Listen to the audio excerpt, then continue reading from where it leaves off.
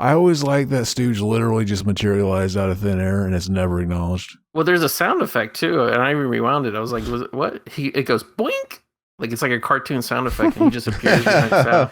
It's basically just like kind of a jump scare, but it's funny because it's like he's not demoned out yet. How do you do that? Yeah, it kind of ruins like the tension of the thing.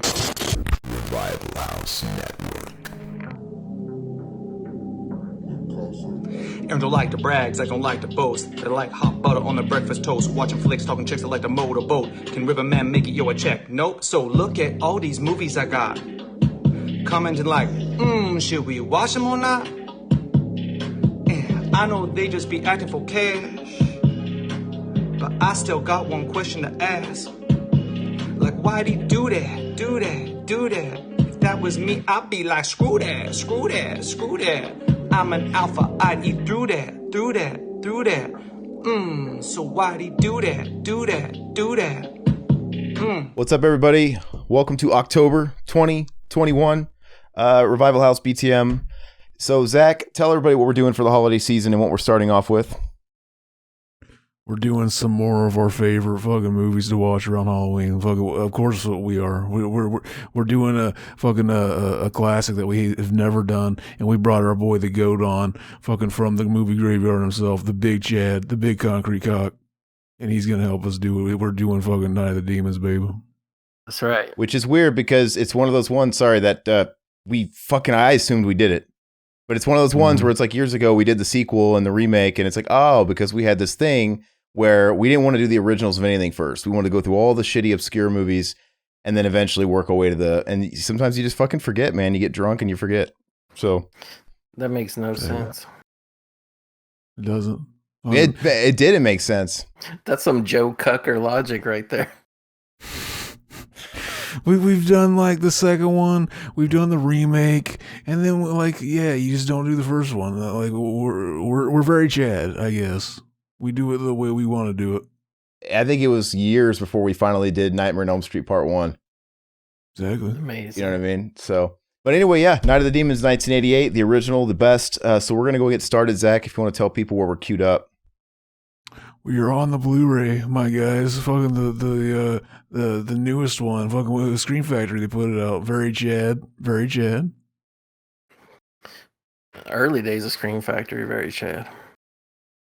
Is this one even still in print? You know, I don't know. It was in print for a long time, but I doubt that it still would be. I have both variants of it because I'm a schmuck. I have the original slipcase and I got the steelbook like a moron. I don't know why I double dipped. But anyway, so we're going to go and get started. We're going to go do a countdown of 3, 2, 1, play. Fucking, we going to see that tiger. Oh, there he is. Oh, he's so angry. Why is he so mad? He's trapped in that little hole in a boat or ship, whatever it is. Mm-hmm.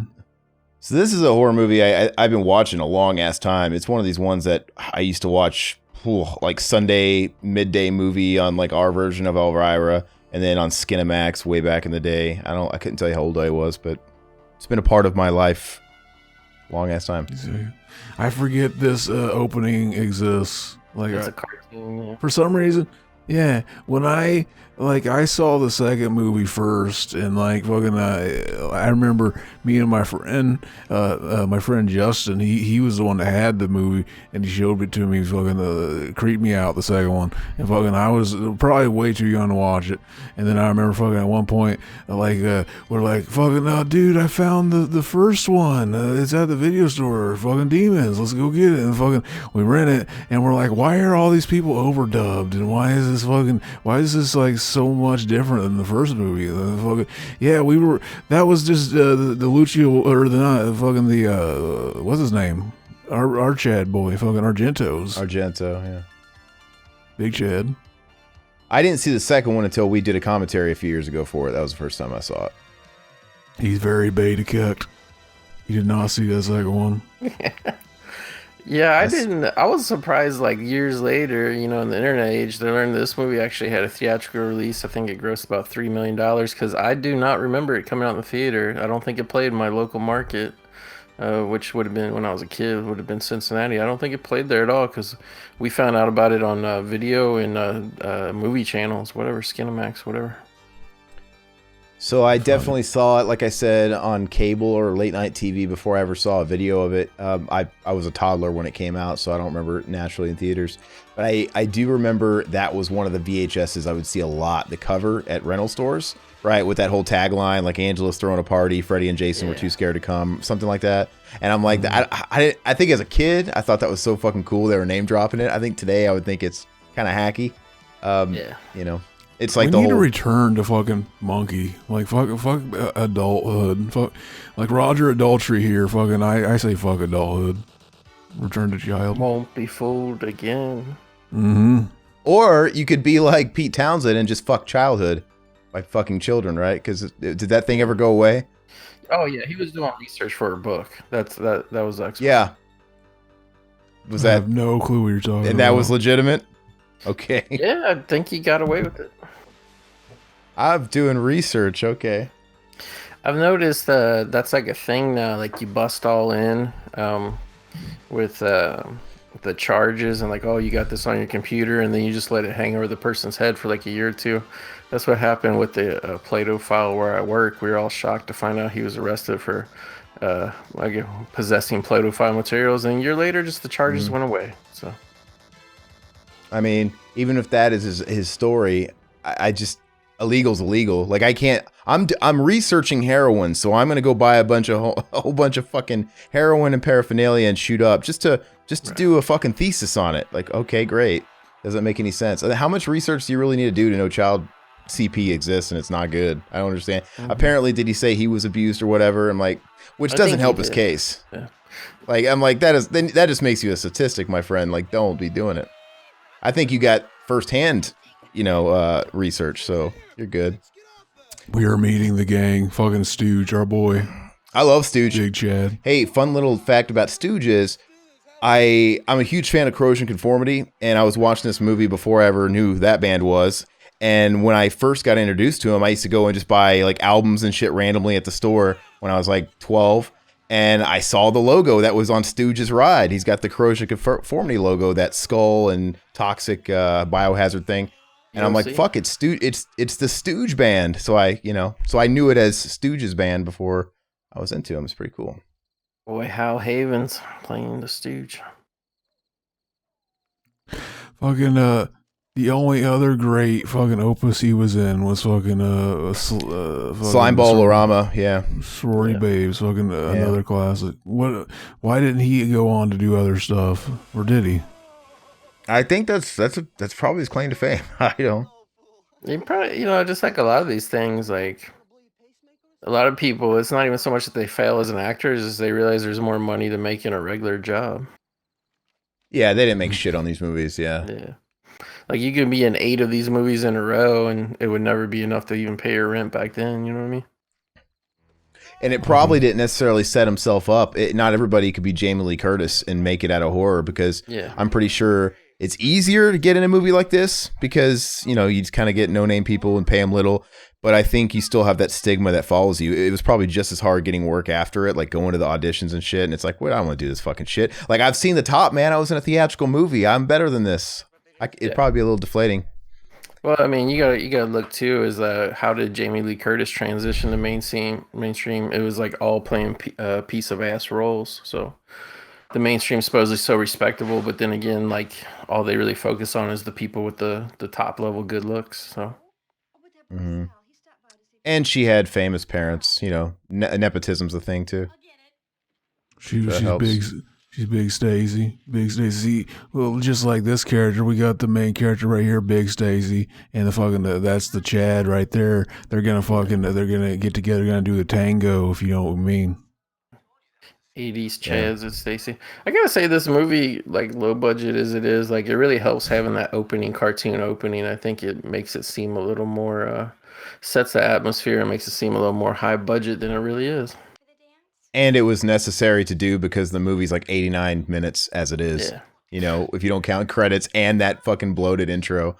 So yeah, it's one of those things where it's like, yeah, we got an hour movie here and it needs to be a little longer. They did the what's it called? Jason 2. Friday the 13th 2 is real bad about that. It's Reverse beaver shot right here. That was a butt. A very Stacy butt. Fucking Aaron's such a noob. He thought that Friday the 13th Part 2 is the only one that fucking recaps the beginning or the end of the last movie.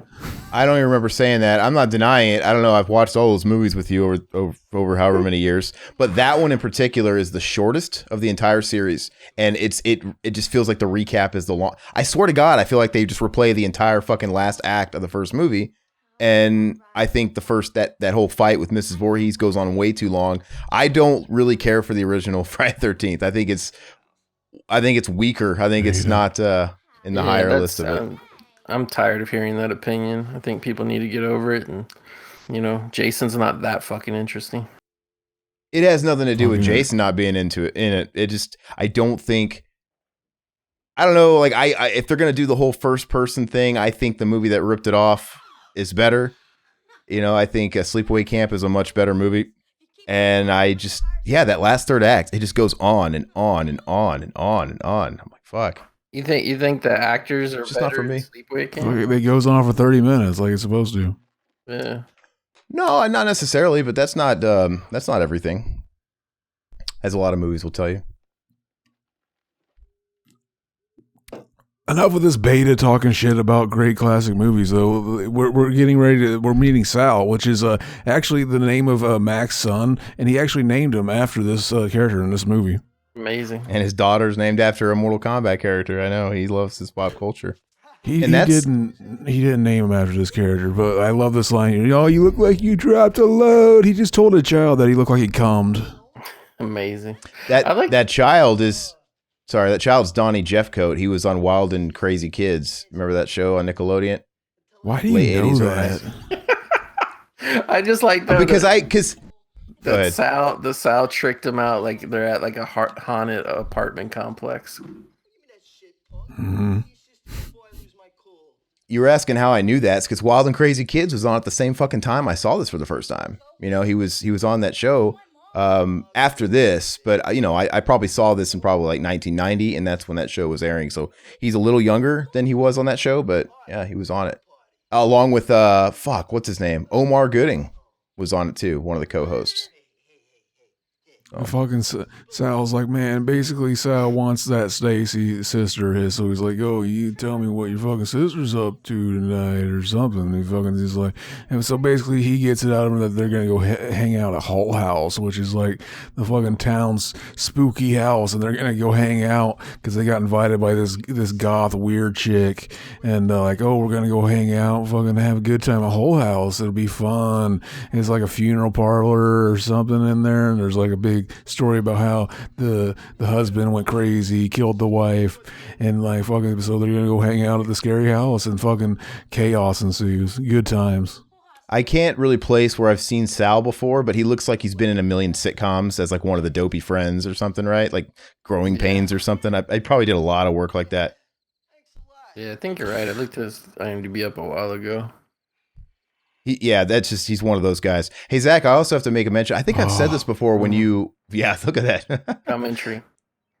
I think I've said this before when you brought up that whole Friday the 13th thing. The difference between me and you is I've actually seen all the Friday the 13th movies probably before you were even out of diapers, but I was never a big fan of them. So it's like I'd watch them on USA or Sci-Fi Channel. I'd watch them once and I was good. So, I mean, I just was never big into it. So, I just don't think they're that great. The most memey thing I could have said. I always thought Angelo was a total Stacy in this movie. Oh yeah, you don't realize till you get older like that. Pretty much all the girls are Stacy's in this movie. Basically, isn't that Kevin Tenney right there?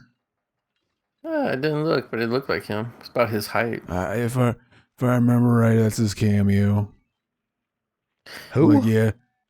Fucking Kevin Tenney, the director, fucking noob over here. Listen to him like we got this fucking noob hanging out with these two professionals doing the show. I don't know, man. I like this gas station supermarket. Talk about old timey with these shelves and shit, man. This is like how some places in the late 80s look like the 60s. Single wrapped toilet paper behind her right there. Yeah, you need one roll at a time. Amazing. Mm-hmm. Fucking what if like they just went up there, fucking snuck up behind her, just. They would have played right into her plan. And see the way Angela signals Linnea though, because she's bending over, the nerd cashiers are looking at her like, you think there's going to be a thing where like, okay, Linnea's going to go up, talk to the guys, the cashiers, while Angela slips out of the back with all the shit she stole, like a whole sack. But no, Angela walks right in front of the guys, holding the giant bag of shit right in front of them, and like they don't even notice her. That's what happens when you're Big Stacy and you have another Big Stacy with you. Good shit. But fucking Angela, she became a pet psychic. That's weird. Yeah, she did. What are those guys? a whisperer, like a horse dog whisperer. Dog whisperer. Yeah. A con person. Probably. Yeah, exactly. Yeah, I'd like to bring my dog on the fucking show if she'll come over here. Come over here, though.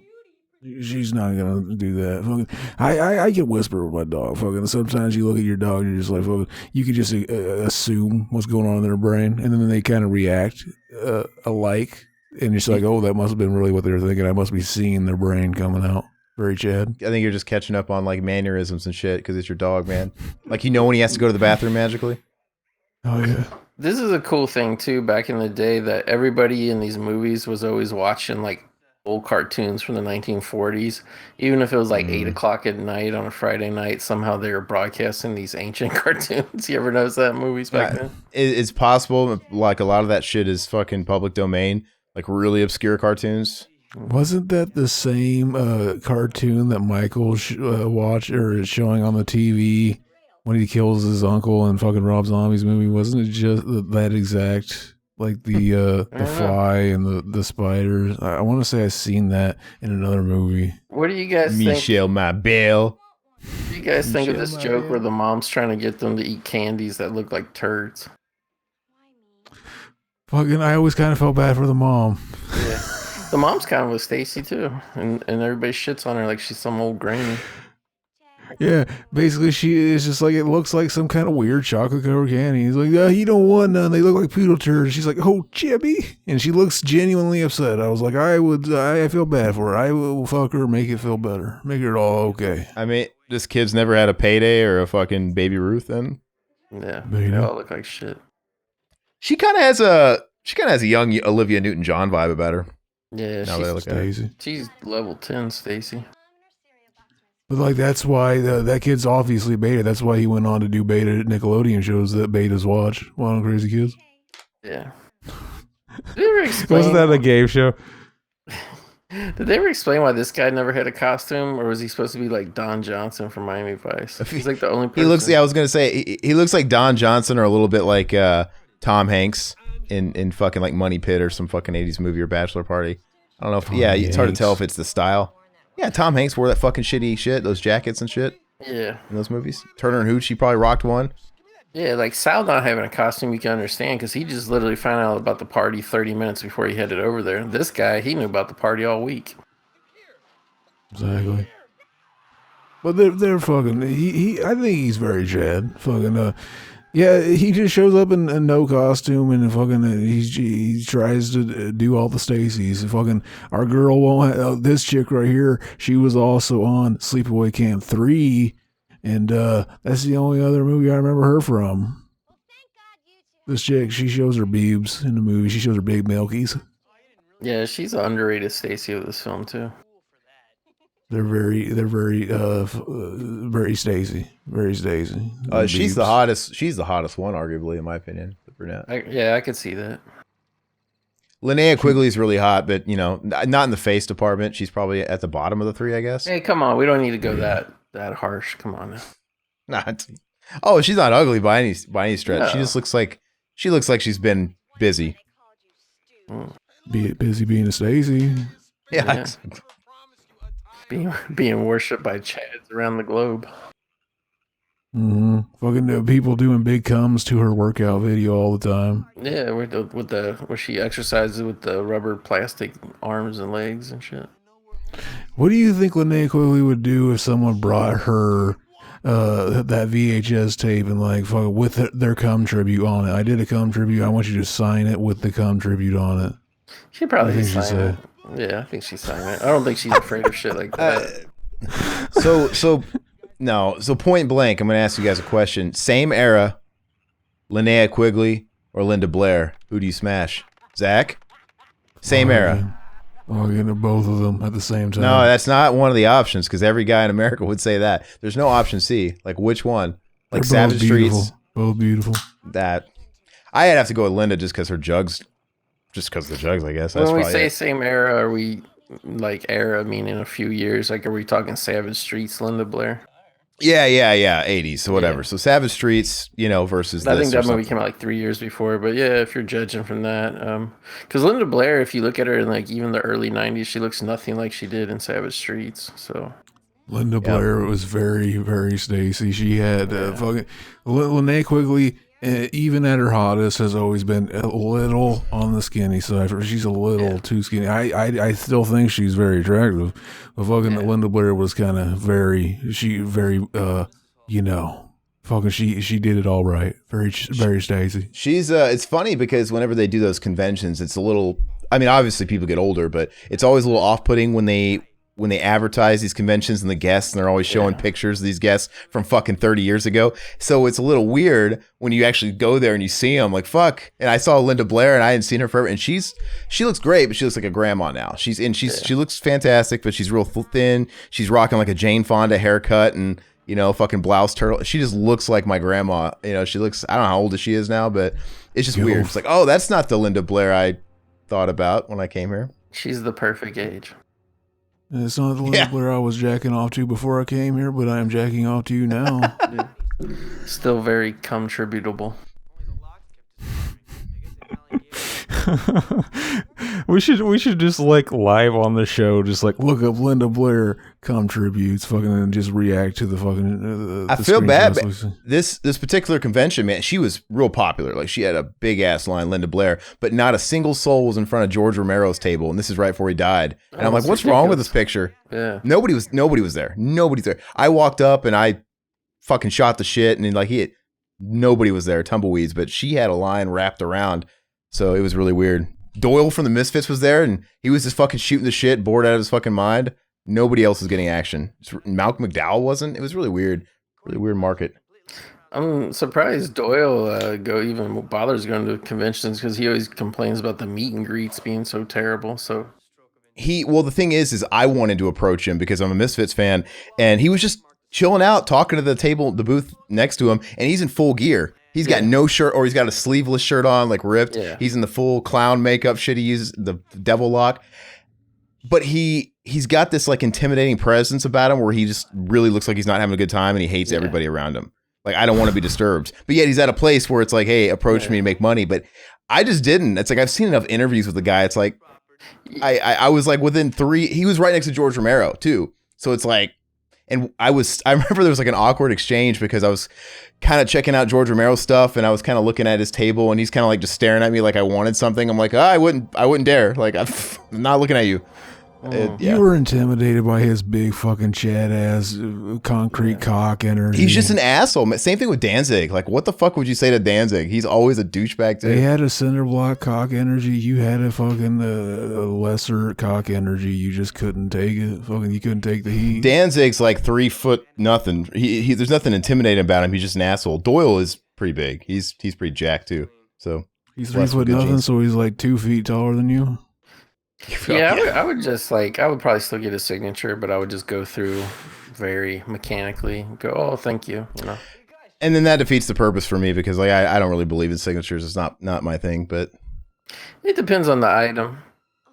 I was just doing Romero for Todd. Actually, I went there specifically to get a Dawn poster and a signature and all that shit for Riverman. And yeah, the shit I mailed to him got water damaged, so it was a little bittersweet because then he died like right after. Whatever. Anyway, Look at that. Sal is such a fucking Chad. He was hanging out in that damn coffin. You know damn well if this was real life and you snuck into a house that you knew your Stacy love interest was going to show up to, and you were going to scare him, and you're like, oh, it's a funeral parlor. There's a coffin there. I'm going to hide in it. You know damn well you'd be too eager to fucking pop out of there. I wouldn't be able. I would assume that if they didn't come in right away and open that, that they weren't going to fucking do it, and I was just going to kick it open and fucking scare them. But he had the Chad know-withal, the wherewithal, whatever. Every time I see a movie or a TV show with someone that's acting dead or like that has to be in a casket, it freaks me out. Like I'm like, man, that'd be weird. Like sitting in a casket even for a role. Like it's just gonna sooner or later I'll be here. It's fucked up. Fucking, this is the big party scene. They've made it. Basically, while we've been sitting here chit chatting, they have made it to Whole House, and the party is beginning. And fucking yeah, it's very Stacy. We got some Argento lighting here. Fucking good shit. The other thing is, low budget this movie is, they made it really good with the cinematography, the lighting, the atmosphere, even the music, the score, and the soundtrack is very good. Oh, look at this! Look. Some cool music's going on. Fucking Stacy's dancing. We're gonna get the strobe light scene later, where fucking Angelo's fucking dress comes up and fucking like we see the crazy fucking weird shit she does. Very Stacy. It's all good shit. This is the kind of shit you do if you're like hanging out doing peyote with a bunch of fucking hermits, and the Stacy just starts fucking spinning around. Fucking all that shit. You fucking you got to fucking pull your dick out and immediately masturbate into your own open mouth. Absolutely. I think this is a scene too where they're playing that really awesome song called Computer Date. You guys remember that? I went on a boat with my computer date. In my computer date. This fucking guy, he's dating women from computers. Amazing. Ahead of its time. Mm-hmm. The big song coming up. Who sings this song that comes up? Fucking is it the one Angelo dances to, the Bauhaus song? Yeah, Bauhaus. Yeah, it's the only kind of like famous song in the movie. Look at it, fucking. It's really good. I think it's called Stigmata. Stigmata. Like when I was watching this, I was like, how Angelo puts all these like cookies and shit out on these plates on this like dirty ass fucking mortuary table. Like, don't you think bugs and shit would instantly be in all those cookies? Like, some of the places look like she just poured cereal on the paper plates. These are cool snacks, though. Yeah. You think they just would have stole nothing but beer, like the way Styles did in Teen Wolf, huh? I want a case of beer.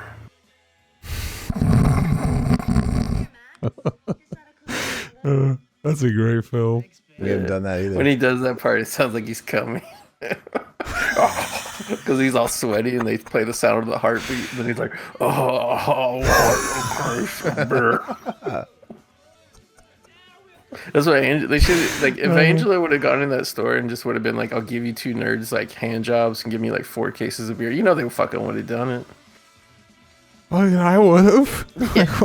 Like you.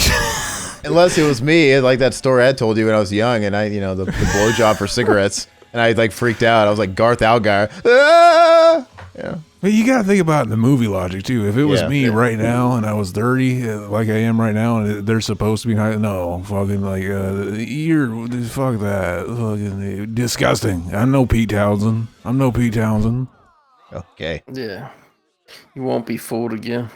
Exactly. What if that's what the song was about? Yeah, probably. It was. He was foretelling by decades where he would end up in West. I won't be fooled again. Same era as well. Stooge reminded me of Hoggish Greedley. You remember that villain from Captain Planet? That big fat pig guy. What about the pig villain from Power Rangers? He kind of looks like Pudgy Pig. Pudgy Pig ate all the food in the town. Remember, he like ate all the food. Yeah, it's all like he ain't that bad. Like I mean, he's not trying to kill anybody. He's just trying to eat a lot. And to be fair, none of it was actually getting ingested. It was all hitting the ground as soon as it hits the costume. It was just like heads of lettuce and shit falling all over.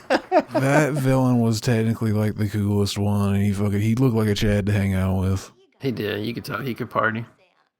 I love Pudgy Pig, man. And Eye Guy looked creepy, man. Mm-hmm. Cool design.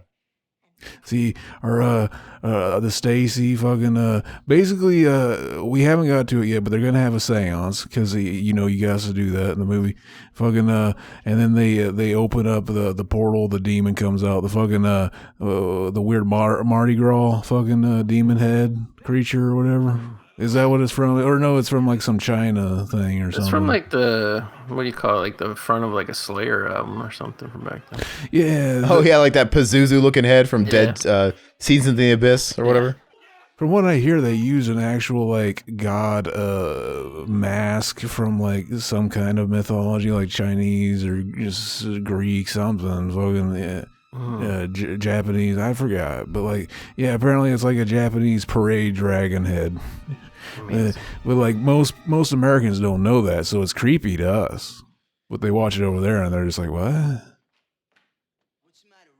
really like Roger here, the guy dressed like a pirate. Was Lamar not available from Revenge of the Nerds for this part? Because they look very similar. They wanted this character to be potentially interested in the girl, so they didn't get Lamar. Oh yes, hell yes. Lamar's the biggest Chad of the nerds. He's the one I would most like to hang out with. The way he customized that javelin and shit to like fucking go with. Was he doing the sandcastle cock too? Was he doing a cock or just like? It's kind of funny. It's like to tell you like how far we come. I remember back then everybody was shocked like later when he was like in other movies and people were like, what, Lamar's not really gay? Like everybody was convinced like they had to find a gay guy to play Lamar, which is weird because now you come around 30 years later and that actually is true. They would legally binding have to get a gay guy to play Lamar. Mm-hmm. Fucking, I would, if I was Lamar, I would basically start sucking cock just so I could play in the movie again. Fucking, you gotta hire me now. Yeah. But then you also had in that same movie from that same era, Lewis, who practically raped a girl in a Darth Vader costume.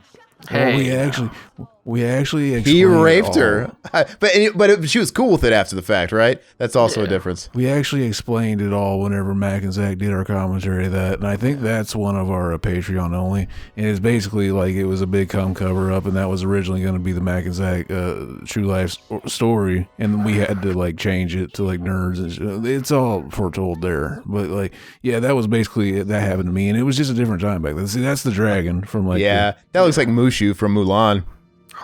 Right. It's very metal looking. Very metal. It looks like Mushu crossed with that fucking prong from Muppets. That prawn. Pepe. This is a cool shot here. Yeah, it's a best shot where they all look in the reflections of the broken glass. Yeah, like the mirror. I forget how they did that. If I remember right, they glued the pieces of the mirror in place. Or did they just go with using like a weird mirrors, and then they just stood behind the mirrors? I think what they do, I think they glued it to the wall because like if you look at it, like when it shows them, like I don't know, like it doesn't really look like any of them are looking downward. It's weird. Yeah.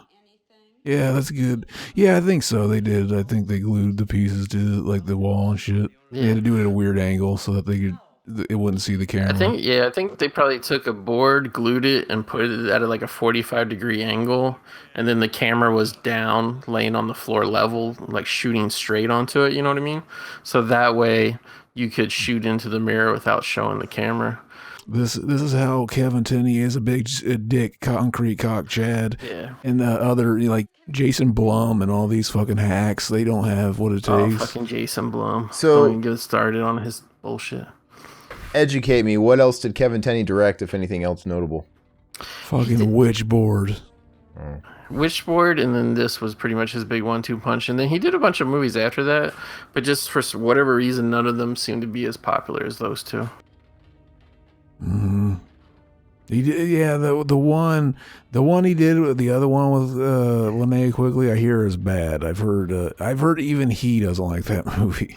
Well, I know too is like eventually his shit start getting like super low budget. Yeah. See, they just released the Angelo demon. And it's very Evil Dead here. See, apparently, like when the idea was to make this movie, they were like, let's rip off Evil Dead, Apparently that was it's a lot like the Friday the 13th story, like let's rip off Halloween. They wanted to like let's do Evil Dead, but like a little different, if I remember right. He made Pinocchio's Revenge. Oh, he did that? Yeah, dude. Demolition University, and then The Rival too. We have to revisit the idea that brings that up. I haven't thought about that in years, but I had the suggestion one time that we have to do the fairy tale horror month where we do Pinocchio's Revenge, like what was it, Rumpelstiltskin. There was that weird trend of the '90s where they were making a movie out of all those fuckers, and none of them were good. Look right here. Look, when they quickly hit a big fucking dank joint, and they just reverse the shot for her to get possessed there. Yeah, she got possessed. I don't know what was going through my head when I saw her put that lipstick through the titty when I was a kid. Because I know I saw it, but I don't think it registered what the fuck I was seeing. My cum brain was leaving. That was the reason everybody was talking about the movie when I heard about it. I mean, like, I was a little kid, so it's like, 4 years old, 5 years old. I don't even think I was processing what the fuck I was seeing. Yeah, you were just getting your first boner and didn't know. I got my first boner watching Haunted Ween on VHS in the 3rd grade. Thank you very much. Amazing. Of all fucking movies. Like, because I really would like to revisit that for the Halloween season. I'm sure it's fucking awful, but I just, It's literally shot on fucking VHS. We should do a shot on VHS month too, because there's something charming about it. I just remember this one scene where they're out like camping or whatever, and just a raft comes on by on a creek, and it's just full of topless chicks, like as you do in the 80s. And I remember I went to my mom like an idiot, being like a fucking 3rd grader. Mom, why does my dinghy get all big when I see naked ladies? It's so fucking stupid, man. And she's just like, well, that's a question for your dad when he gets out of prison next week on Jerry Springer. Fucking terrible sentence, that whole thing. But when you're in 3rd grade, aren't you like 8 years old already? Like, come on. Aaron's a late bloomer. I might be off on the year. A little bit, but the events are true. Seems a little old to be running to your mom with a boner. Dude, my dad was in prison, man. I have a dad to like. I don't know. I was fucking warped, man. Shut up. He was hoping it was one of those fucking Pornhub situations. Don't even go, dude. I'm not you, dude. Don't even fucking bring me into your fucking perversion, man. Don't do it. Fucking everything goes back to that shit with him, man. Everything. See, look, one detail I always really like, they fucking them big ass fucking earrings on Angelo. Once she fucking demons out, they're upside down, very metal. Flew out of the furnace. I wonder if somebody had trapped it there previously. Exactly. Fucking yeah. Why didn't they ever make the prequel? I like this. I love that. She talks in her masculine voice. For tonight, anyway. And it's fucking. I love how they play it off like that had to have been comedic. Like that was so awkward the way they played that off. I love Linnea's voice too. Like she said the funny line. Yeah, she should do those JOI videos. Like I like that voice. Like Return of the Dead. She's like, "Do you ever fantasize about being raped by a bunch of corpses? Do you ever fantasize about being killed?" Yeah. She had the greatest fucking just a Stacy voice. I want a Stacy to talk to me like that. Yeah. You ever fantasize about just fucking draining and doing a big cum all over the place? Fucking, always do. Fucking. All over my VHS workout tape where I bench press a bunch of fake rubber arms. And your eyes just go white, fucking the big cum face. Yeah. How does that happen biologically when the eyes turn white? I don't know. Fucking, it's like the cum is just coming out of every hole in your body. It floats upwards in your body, and then right before it shoots out, it drains out, and that's why your eyes go back to normal. Yeah, hold on. This movie, when you think about it for being 1988, it's pretty ahead of the curve as far as what we do today because, A, it breaks the stereotype. The black guy's not the first guy to die, right? Not even close, right? And then you have everybody represented. You got Latino, women, Asian, black. I mean, everybody's here. I mean, I don't think you saw too much of this. This movie's so fucking woke. I don't like it anymore. Fucking, you guys, we need to make some fucking YouTube videos about how fucking Kevin Tenney made the horror genre too woke. But there's a difference, man. There's a difference between forced and contrived and pandering and something like this. Like, I'm all for, that fucking Squid Game show everybody won't shut the fuck up about. Oh, they won't stop coming. Which, by the way, it is good, but it's just the death game formula. It's like we've seen it. Everybody, it's just hit a very, very broad commercial audience. So you're hitting all these people that think it's the most original thing ever because they haven't seen anything else like it. But with that said, it's still good. It tells its own story, but we've seen it before. But I'm all for it. Like, I think that stupid show is so fucking big that they won't try and make a US remake because it's already so big in America. And I'm all for Asian people getting representation and getting starring leads and shit like that. Like, you should be able to have an Asian actor like head an action movie and it have nothing to do with him being Asian. Like, it shouldn't have anything to do with it.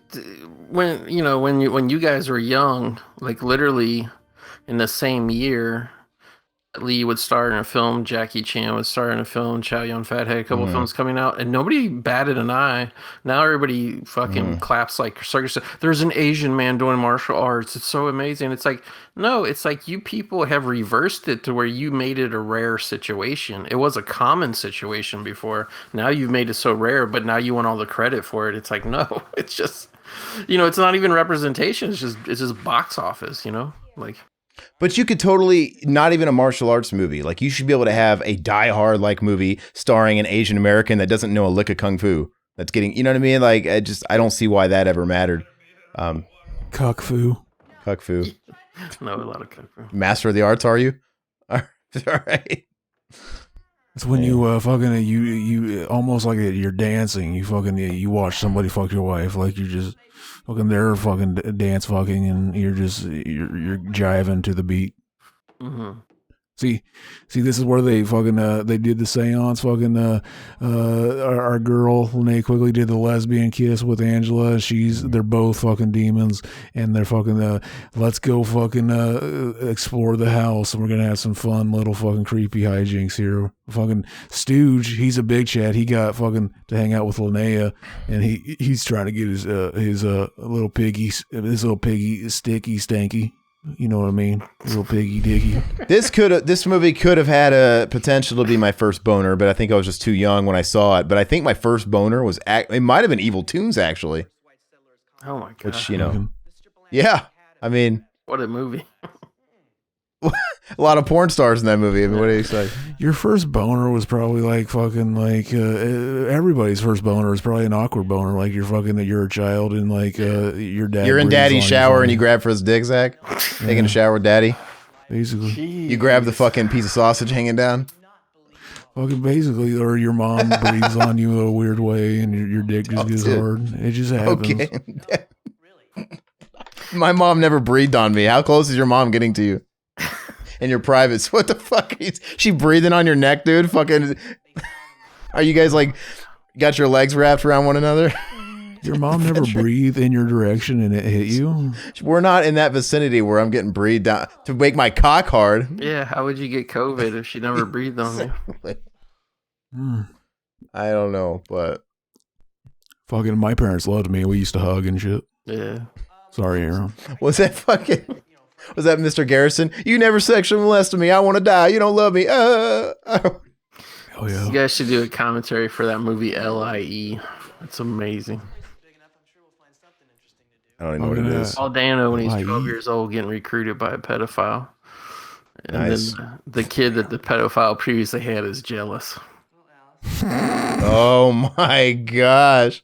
Well, no, I think they've done that old trope on like Law and Order SVU before, right? There's like the killer was the jealous fucking scorned pedo lover kid. That's technically what they do. They're grooming the kids to fucking like Stockholm syndrome and all that shit. Yeah. And Brian Cox plays the pedophile, and what's best is he actually turns out to be a virtuous pedophile with good morals because he ends up helping the boy out of his life problems without molesting him. So he's a good pedophile in the movie. He helps the other one move on with his life in a natural way. Like, move on, it's over. There's other PlayDoh files in the sea. There's plenty of them. He's the PlayDoh file with the heart of gold. Brian Cox looks like he'd play a good PlayDoh File. He looks the part. That should be an idea for a movie. The PlayDoh File with a heart of gold, like the fucking black comedy or something. Him and Stacy Keach would both make good PlayDoh Files on screen. I hope this is where fucking. I am putting that in my watch list, by the way. LIE. Yeah, it stands for Long Island Expressway. Oh yeah. We carried it when I worked at Hollywood Video, and people would rent it. We got to do a whole month dedicated to that. We still got to do that Kevin Bacon movie, which I always forget what it's called. Woodsman. Like the Woodsman. Yeah. That's one's a little more milk toast. It's more like I've moved on with my life. I'm not a PlayDoh File anymore. And he tries to date like a adult woman, and then his secret gets known. It's a little middle of the road for me. Do you think they called it the Woodsman because he's a PlayDoh File and when he stares at children he gets wood? No, he's called the Woodsman because that's where he always had sex with the kids. Creepy. See, we just got through the scene where our boy finds out like fucking the gate is gone, like the entrance to the place, the entrance to this place is just fucking is completely gone. We're bricked in, like somebody just cummed and completely just bricked and just fucking filled in that gap. Yeah, they don't know why, like early in the movie, but there's actually an underground river that goes underneath the brick fence. This is fun too, the underground river, because fun fact, in part 2, fucking it's immediately just completely abandoned, and then in part 3 they bring it back, because in part 2 they go to Whole House and they fucking she leaves with the lipstick, and it's the same lipstick that fucking Linnea Quigley had, and they take the fucking demon with them to their Catholic school, and then in part 3 fucking the opening starts out with them coming in, and it shows like a weird portal vision of the fucking thing breaking, and it's like fucking that was bad, but like it's nice that they did drop it for part 2 because that's really fun to have it happen in a Catholic school. Yeah, I liked their foray into going to school more than Wishmaster. Didn't he take it to college as well in like part 3? Fucking terrible. He took it back to school. We are the lead. No, that movie's fucking awful though. Fucking amazing. Fucking who is this fucking this noob we let come on the show with us, goat? I don't know. This fucking noob. Because I was talking about a shitty to college movie. I like the Night of the Demons too. You can't see the virtue in Wishmaster 3. I've actually only seen Wishmaster 1 and 2. But I have the box set. I need to watch it. I can't remember what happens in 2. I kind of get them for all I might have been wrong. 2 might have been the college one. I always remember part 2. I always remember liking part 2 the most. Really? I need to rewatch it. It's like a prison movie. I don't even think 1 is that good. I don't know. It's amazing to think part 1 was a wide release theatrical film. Yeah. Very straight to DVD looking, yeah. The ending is fucking all anticlimactic bullshit. I wish that guy had never been drinking that day. And it's just fucking stupid. The way they did this shot, they basically put piano wire or something and just tied it to like parts of her face, or was it like rubber bands? And then she just pushes her face up and they stretch it out. Yeah, the stuff that they use for temporary facelifts or whatever. I think she looks sexier as the old demon lady, to be honest with you. She kind of actually does look like she ended up looking in real life as the old Linnea Quigley. I'd still hit it. Yeah. She does show up as a cameo in the remake. Yeah, she does. And she looks very, very good. I remember very little about that remake, and I've seen it twice. I just watched it a few months ago. Amazing. Fucking Edward Furlong hangs out with Monica Keenan before they beat each other up, and they hang out in a room for like 2 hours. Yeah. I actually watched it back, Zach, when me and you were just going crazy talking about Eddie Furlong on every podcast all the time. I actually don't hate it. I think it's maybe it's like a 6. I think it's all right. It's worth watching for the cast. It's just the what do you call it? The atmosphere and like I guess the special effects aren't as good as this movie. You know what I mean? It was bad to make like a big chunk of it take place in a room where they're just hiding out from the. I get that, like, oh yeah, you would do that if you found out the room protected you. It's like that's not interesting to watch in a movie. Well, it's just also weird to thinking about his career, that only a few short years later, he'd be yearning for the days in which he starred in straight-to-video remakes with Shannon Elizabeth. I mean, because that movie is fucking Chinatown compared to Zombie King and all this bullshit he was doing later.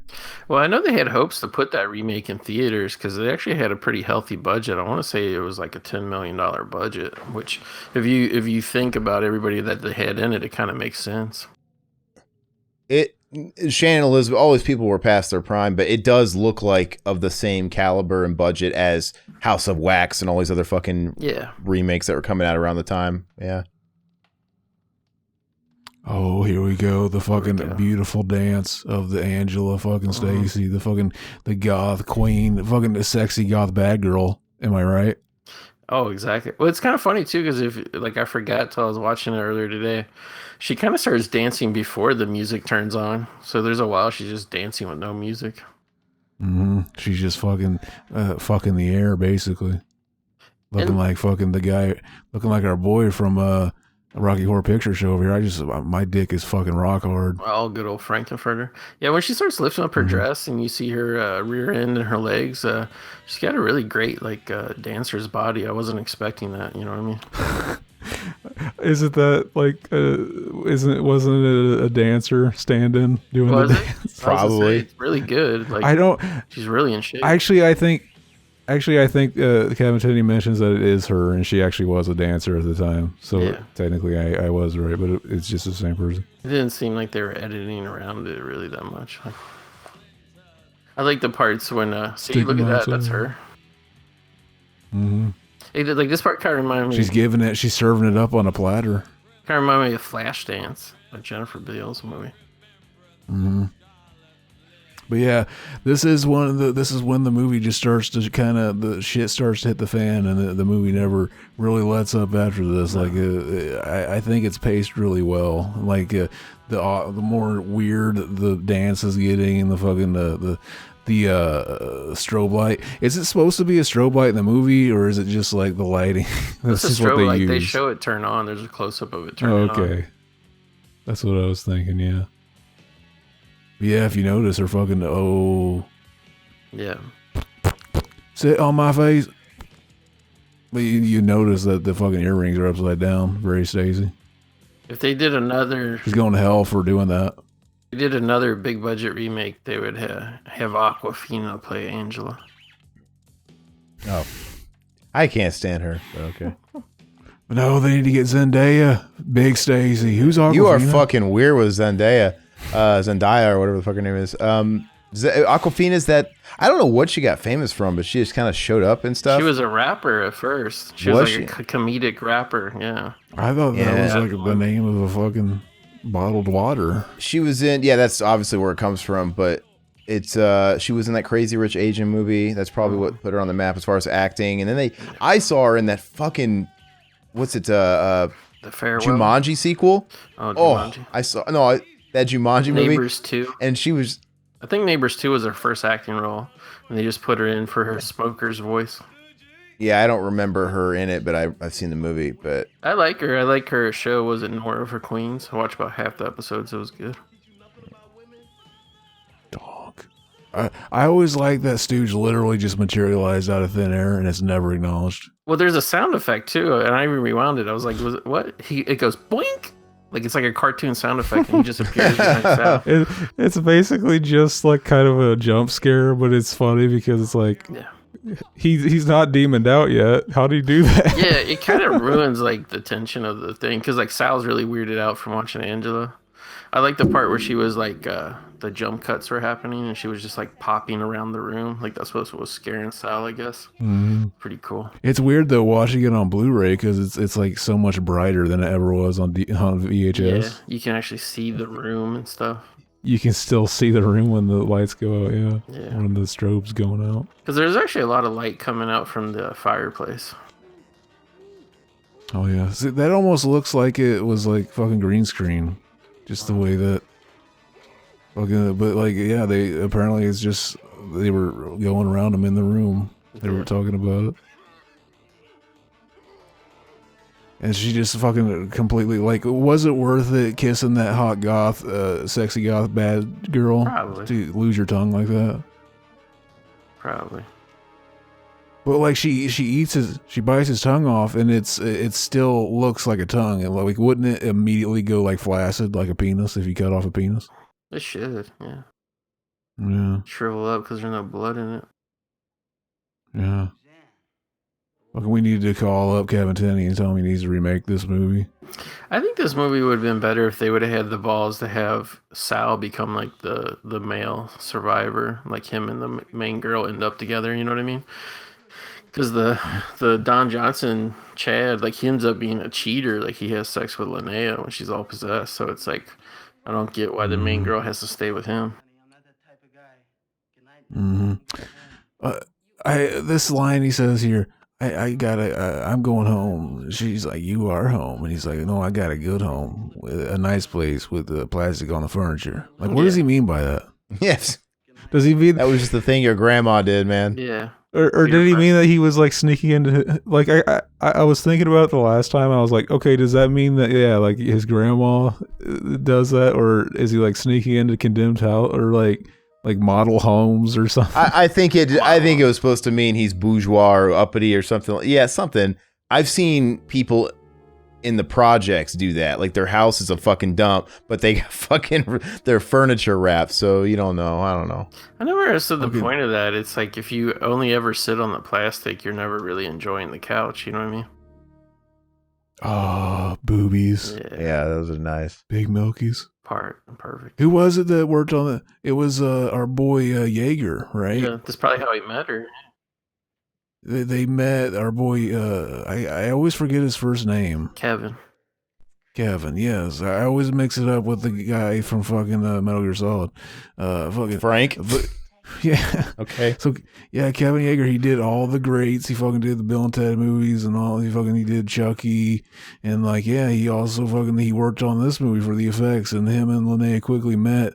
That was the first time they met when she came in for him to do the mold of her titties. And like, for this scene right here, because she's got to put the, rub down the titty. They decided like they wanted it to be one shot, and it pulls in, and like fucking by the time you realize that like, those are fake tits because she did this effect, it's like you like the first time you watch it, you never notice it. Fucking, well, especially if you saw it on cable or VHS. But yeah, the Blu-ray was the first time. In the DVD, you could kind of disguise it a little bit more, but yeah, you realize how shiny silicone the whole chest piece is. I think it still works though. It looks good enough. I think what's really cool about it is like, it's not just like she pushes in and it disappears. She has to like push it in hard and stick her finger in there.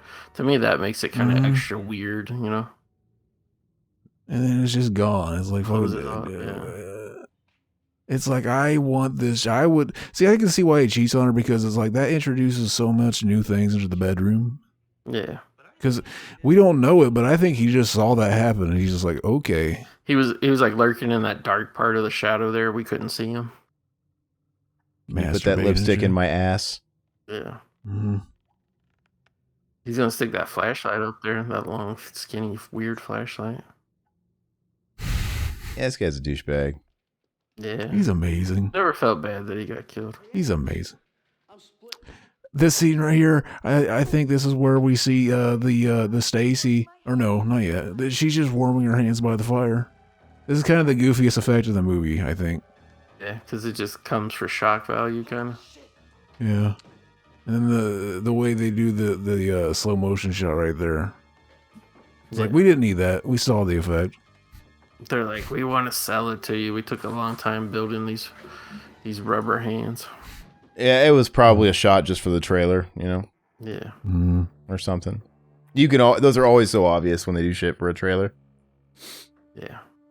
Yeah, we talked over the beginning where we meet that old guy that like we see the old guy that he comes back at the end of the movie and he's just kind of bookends, and like he was he got shat on, basically like he got scared by the kid, the the fucking the Sal character, and he's like, fucking these damn kids, fucking tonight's the night, and he pulls out like fucking razor blades, and it's like fucking. Apparently, that was a big deal when this movie came out because like that was so huge, and everybody like thought it was a true thing. But it's like it's funny because it's like. Has that ever been reported? Has that ever happened? It was an urban legend when I was a kid, which was before this came out. Yeah, it was a total urban myth. I mean, I'm not saying it's never happened, but when I was a kid too, like because everybody was afraid that would happen. The like local hospitals, you could bring your candy bag in to get X-rayed. I remember that. And the police station would do it too. Yeah. Yeah, it's like wouldn't that radiate your candy kind of though? If anything. If it's just an urban myth, why are we giving people these ideas? Because it totally is a way you could fuck some people up and not get caught. It's like a night where you randomly go to people's houses unaccounted for, and you get random candy thrown in a shuffled up random bag of candy. And it's like you could literally fuck somebody up and just get your jollies off, and nobody would be the wiser. I mean, I wonder if the movie that started that was Halloween 2. And I think that was like 81 or something like that. That was. I thought they were. I had read backwards that they, because that was like the proposed idea for a movie or, in the Halloween thing, that was an answer to all the hoopla going on. I don't think. Now that I'm thinking about it, I can't imagine a single piece of candy that I can imagine undoing and then hiding something in and then putting it back together to make it look like I never opened it. But maybe a Tootsie Roll. I don't know if they really had to do that. I mean, it could be a razor blade, but you can just shove a needle in a candy and not have to unwrap it. Like a sewing needle, yeah. You could just, you don't have to fucking make it look fucked with at all. And when you're a kid, dude, you're just fucking tearing through that shit. You're not looking to see like a tiny fucking little hole or a slit in the side. Yeah. That's when you're like, if you're on a big trick-or-treating trip, like you got a lot of houses, like you get halfway through, you get hungry, you start eating the candy in the dark and all that. I like the eye popping. Apparently, Linnea Quigley had to practice that fucking eye gouging. Fucking, they wanted that effect to be done by her, and they wanted it to look good. Dude, look, I got the Asian fever, dude. She is the hottest in the movie. Seriously, I gotta agree. Yellow fever is what they say. She's very Stacy. That sounds racist. Asian sounds better. Well, no, what they call it. There's like is jungle fever racist too? I guess it is. Fucking bigot over here. I have white pea fever when I see her. White pea, what? And then he just breaks her neck. Yeah. We didn't get enough of her. I think her death was too swift. I agree. I love this though. He's like, no, don't. Fucking, he's still trying to plead with him. Don't fucking. Like, I'll stroke your dick or whatever he's trying to do there. You already saw him kill his girlfriend, but he's like plead with him. Don't close me in here with her. Well, not only that, how he chops off his arm by slamming the casket on it over and over. Like after the first time your arm got banged, wouldn't you like pull it into the casket? I like this guy Roger. I think his real name is Alvin something, but like right now, you like coming up. I think it's in Kentucky. Angela, the guy who plays Roger here, the guy dressed like a pirate, and then Hal, or the pig guy. Like they're all gonna be in costume. You can take photos with them in costume. Fucking hell yeah! Where's that gonna be? I think that one she was saying is gonna be in Kentucky coming up. Like they do a lot of them together, those three. But yeah, I want to meet Sal though, hang out and drink beers with him. Good old Billy Gallo. Fucking hell yeah! See if he'll go up to other kids and tell them that they look like they're about to drop a load. Yeah, hey, go up and tell, like you get it like on cell phone, like yeah, go up here. Yeah, that's your catchphrase. Yeah, I'm looking. He was in a lot of movies. He just was always like a extra actor. Like he was like in big movies. Like what about TV? I swear. Yeah. Well, I know. Then I probably. I just feel like he's been in those fucking Growing Pains type shows or something. Like, hey, Siva, hey, Mike. He just seems like one of those fucking guys. Let's see. He was in a bunch of soap operas first. Well, my mom used to watch a lot of soaps, so maybe I saw him on those. A bunch of 1-2 episode things like Jag, Walker, Texas Ranger, Martial Law, NYPD Blue, ER, and a lot of small parts in movies. A couple on Days of Our Lives. Yeah, Pretty Woman. Like Carlos, just seems like all like small one line type roles. He was in the TV series version of Clueless. He was in Martin. Oh, Married with Children. I remember. That's probably where you know him from. I remember him from Married with Children too. Yeah, Married with Children, because he was one of the Kelly Bundys, right? Kelly, right? Yeah. Was it Kelly's boyfriends that got slammed on the wall? Pacific Blue. He was in Okay. a couple different those- CSIs. Those scenes we saw where fucking Angela, basically the demon finally comes out and is going through the house, the stuff that was a lot like Evil Dead. Hopefully everybody liked that footage because it is in every single one of the sequels to this movie too. They just replay it like fucking they didn't want to reshoot. So it's funny because Whole House is a different house, pretty obviously throughout the rest of the series, but they just keep showing stuff like this where Angela's floating through the house. Like, look at this. It's We're creepy. doing it again. Yeah. Even though her makeup is slightly different on both sequels, they cut back to this. Very, very Chad. Does she? Because I know it's her demon form keeps coming back because the real Angela is dead or whatever. But do you ever notice that she gets older in the sequels? She does. I wonder why they decided to do that. Yeah. Because I've only seen the sequels way back in the day when rented them on VHS. So it's been that long since I've seen the sequels. Like in part 2, it looks like they aged her via makeup at least like 10 years, and then like with the third one, they aged her like maybe a year or two. Because I want to say, yeah, like I want. Yeah, part 2 was only like 3 or 4 years later. Probably. Fucking yeah, that was probably that was more like it. About 3 years. I actually really like part 2. I think it's a really good sequel. 2's fun. I never saw the third one. I remember people saying part 3 was bad, but I mean, for a direct-to-video movie, I didn't think it was that terrible or anything, from what I remember. It's very sequelitis. I wouldn't say it's terrible. The best part is how when our girl Angela sucks the bullets out of a gun like a blowjob. Fucking Oh yeah, Mary Jack. I kind of remember that. I jacked off to that a couple times. She looks handsome now. Fucking manly face. I always liked that right there. Yeah, run, Judy, run.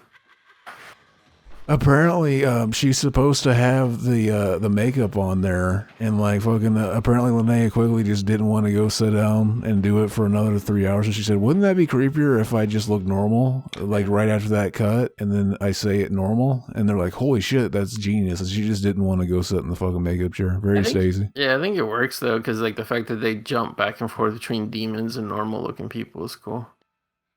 It does, yeah. She was right on the money.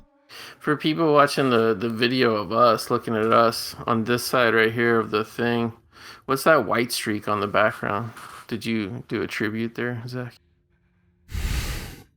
There's like a long white streak next to like the box that my video is in. Like it looks like it was one of those ones that like trailed off, like it got thinner as the line went across. You just took like a chalkboard and did a tribute and used it as the background. That looks very hokey. That green screen action right there. The floating arm grabbing her, yeah. Yeah. That always looks weird though. Every time. Never understand how is the time they try to do the disembodied hand or arm supposed to get around by itself, like fly like that. Mm-hmm. They need to make a movie where it actually just like flips like a fucking fish out of water. Like it's trying to get you, but it's laughably weak. It can't get across the room. Mm-hmm. That would have worked. Fucking, they probably just didn't think about it. How would you shoot that too? Especially back then. Even now, it looked like shit. I think you would have to do that thing where you had a fake floor and there was like a track and like a rod in the middle of the hand, and so then you have the head moving like it's pulling itself, but actually it's just the guy underneath puppeting it, you know. Mm-hmm. But that would see. There's some cool shots in this movie. Yeah. Now this movie's good. I mean, I really like Witchboard. Like I think Tawny Kitane's like really cool in it. But I think this is definitely overall Kevin Tenney's best movie. It's very you could tell, you know, like as much as they had a low budget and a rush schedule, like he had everything really planned out with the cinematography. Yeah. Witchboard is really fun too, yeah. Yeah. And I even liked Witchboard too. Fucking if I remember right. Yeah, I don't remember the sequels. I remember them being on cable throughout the years, but I don't really remember any like scenes from them. The second one was just about a Stacy. Fucking it was very Stacy. It's probably one of those things where if I watched it again, it'd be like, fucking. But I remember liking it when it came out. That's what's so great about fucking, movies and fucking like, especially the horror movies. There's something very nostalgic about this time of year, fucking revisiting these. I agree. I really like this movie as a Halloween movie because I really like the first, like my favorite parts of this movie is actually kind of like the first 20 minutes when it's just kind of like Halloween night and they're going around getting ready and doing stuff. It's got a good atmosphere to it. Are there any movies in particular, Zach, that you watched back then, but you acknowledge that if you watched them today, that like I wouldn't like this today? I wonder if I saw Spookies later in life, and I'm like, if I would have saw this when I was a kid, maybe I would have liked this, but this movie's shit. So that's kind of a reverse example. But what a beta! Fucking Spookies isn't very good. Film. That is literally 3 great films in one. But I feel for Mac though, because I guess I understand why he likes Ghoulies so much. Because if he watched it when he was a kid, maybe that's why you like Ghoulies so much. Because that's not a good fucking movie. But listen to this fucking heresy. Ghoulies is not good. I remember seeing Ghoulies in literally a Saturday night packed theater, and it's like weird in this day and age to imagine that ever actually happened. There was like a crowd of people. It was mostly like high school kids and shit. I remember one guy was like standing up, like he was like leaning up against, like he was halfway in his chair and leaning up against like the wall of the theater trying to be cool, like posted up. And I'm just like, that's gotta be so uncomfortable trying to watch a movie like that. He's like, I want to be remembered, but someday fucking young goat there is going to be telling a story on a fucking podcast, and I want to be remembered for being super excited to watch this movie about shit demons. Yeah. Fucking shit demons. Even Linnea's got great makeup in that scene. Oh, yeah. See, imagine back in the day, like you fucking, you think Linnea Quigley's a big Stacy, and it's like fucking, when they were making this movie, what if like fucking that was her without her makeup? Fucking, like they didn't put makeup on, they took makeup off, and fucking when she's all Stacy'd out. That's probably accurate for half the women that walk on the streets. Don't you think though in this movie when Angela gets her demon voice, where she's like, don't you think like the way she's delivering the lines, like she's got that rough voice, but they're still trying to make it like sexy? Oh, like a fucking Kathleen Turner type of thing? Yeah, well, she's doing this voice. It's very, very cartoony. She's doing that cartoony voice that sounds like a man, but she's not like, I'll rip out your eyeballs. She's like, oh, now what do you want? Oh, like she sounds like she's trying to turn. It's like Miss Piggy. What the fuck was that? Like, or like, you better make me come, right? Fat chick from Orgasmo. If literally like the Stacy from this movie, fucking Angela, she fucking grabbed me, and like in part 2, remember that scene where Z-Boy, who always reminded me very much of Pauly Shore, fucking comes in, she fucking rapes him basically, fucking sticks her tongue down his throat, he gets fucking, he starts fucking freaking out, and that's him being possessed. She starts raping him, and it's just like I'd be in heaven. I'd be in heaven. I think if you were literally like living this movie, I think you would just be like kind of like how Roger is, and Sal a little bit too. I think you kind of would just be like gonna find a corner to hide in until daylight, you know, because you can't escape because of the fence and all that. Oh, the Stacy fell. Yeah. Well, Sal fell too. He got impaled. I always like this bit. I also like the bit in, I think, Halloween 4 where they're on the roof. I always like these bits where the female hero is like hanging off the roof and shit. It always seems dangerous. Exactly, like that cliche where they're hanging and it's like, oh, I'm gonna fall, and then somebody like either shows up right at the last second and grabs them, Yeah. or like this where it's just like, I'm gonna give you a prep talk. I can't imagine, like, as a kid, I was the kid that could never fucking figure out how the people got that monkey bar shit to work. Like I could never lift my own weight. Fucking a very, very fucking fat boy from day one. I could get it. Like, Well, women don't have that much upper body strength, but yeah. I think most men could get out of that. I'd be dead. Fucking I never do push-ups. Fucking fuck that. That makes me sweat. Look, she just fucking pushed herself off, man. She's like, Yeah, she doesn't want to get grabbed by that demon. She got caught by Roger though, so it's good. There's a demon there. And then he just jumps down big Chad dick on that demon. Yeah, a pig demon. See, I don't even think he jumped. I think that was just the weight of a cinder block cock. There you Pulling go. him down like an anchor. Gravity. And this is great too, where Angela gives Sal an instant tombstone. It has his born December 6, 1970, died tonight. That's what Angela did during the lean times while they weren't making the movies. She just did on-demand tombstones, made a killing. Hell yes. I forgot how much how much fun I have with this movie. Yeah. I just have like a smile the whole time. It's, like usually when there's definitely a lot of scenes in dark hallways and rooms and whatever, but they worked out a lot of good set pieces, with either the special effects or like that thing where they're hanging off the roof and stuff. It's not all monotonous, They should rip off Evil Dead more often. Yeah.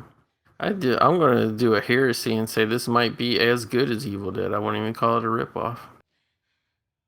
Fucking, it's very Stacy, very Chad. Fucking, it's up there.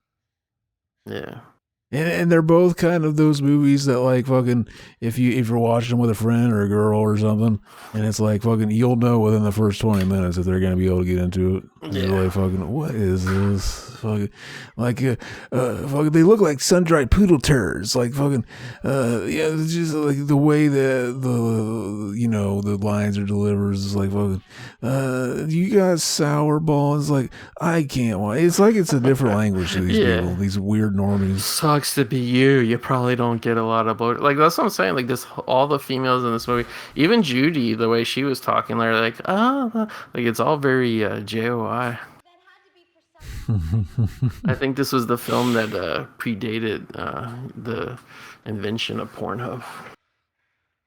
Exactly. See, people like to think that it's bad acting. It's really just because they're basically doing that. They're doing like jerk off instruction videos. Yeah. Like people, it's not.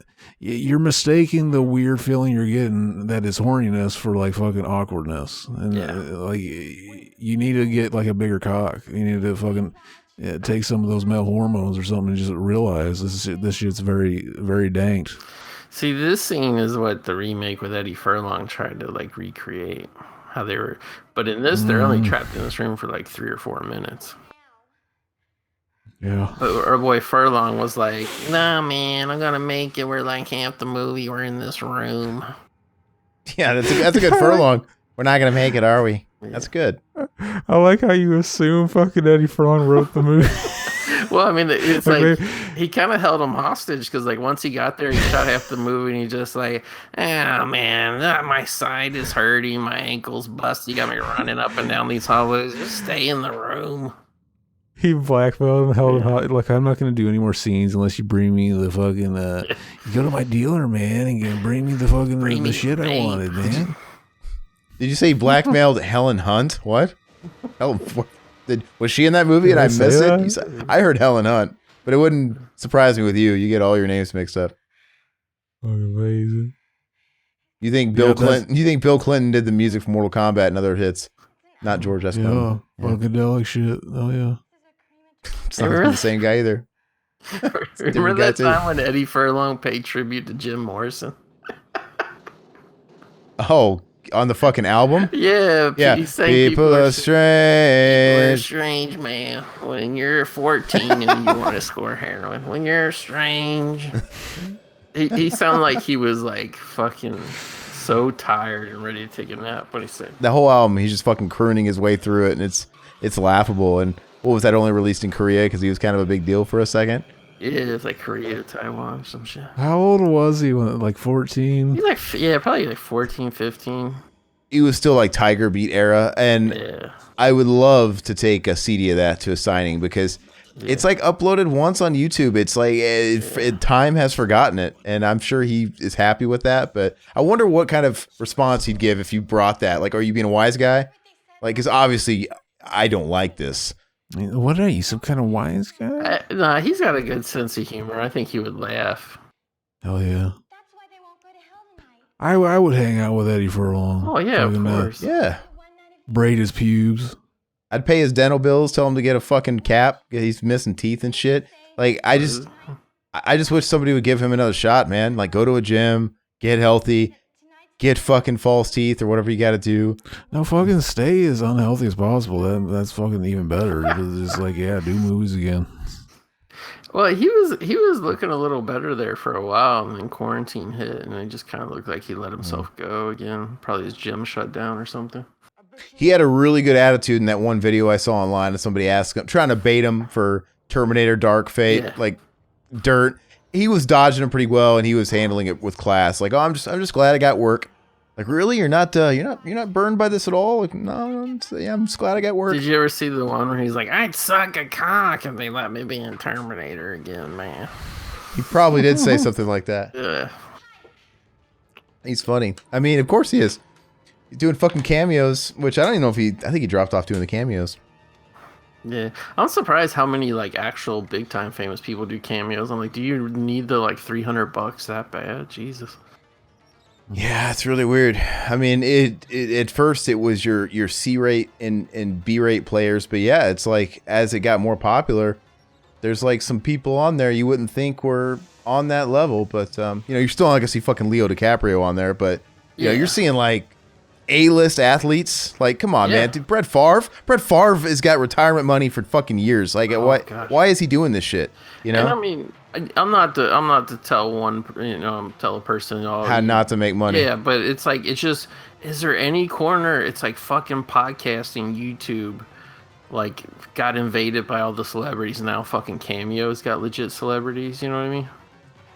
Yeah. Oh yeah. It devalues your people it devalues Dustin Diamond or somebody that was probably making a living off that shit before he died. It's like nobody wants. I don't know.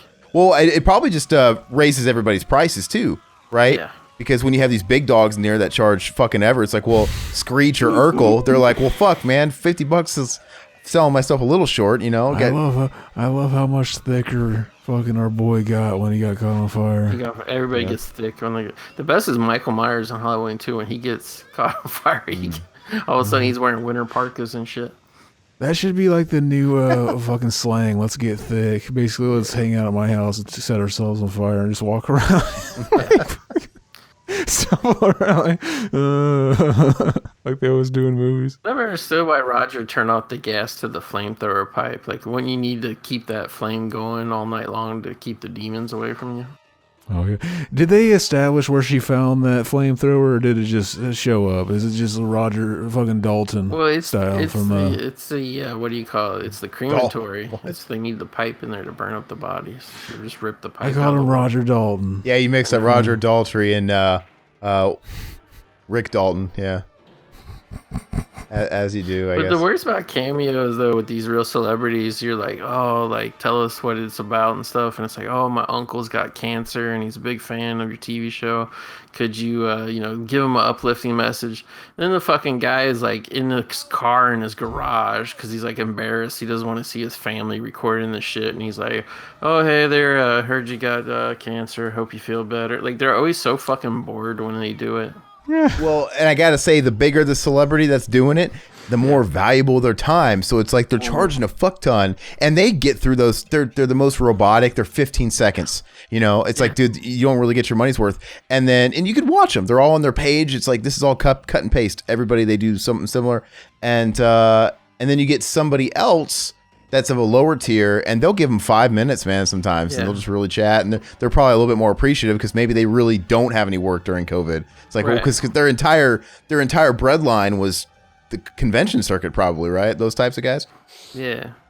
I mean, if I needed the money and could do it, and somebody paid me $300 or even $100, I would give them like 20 minutes, you know? Yeah.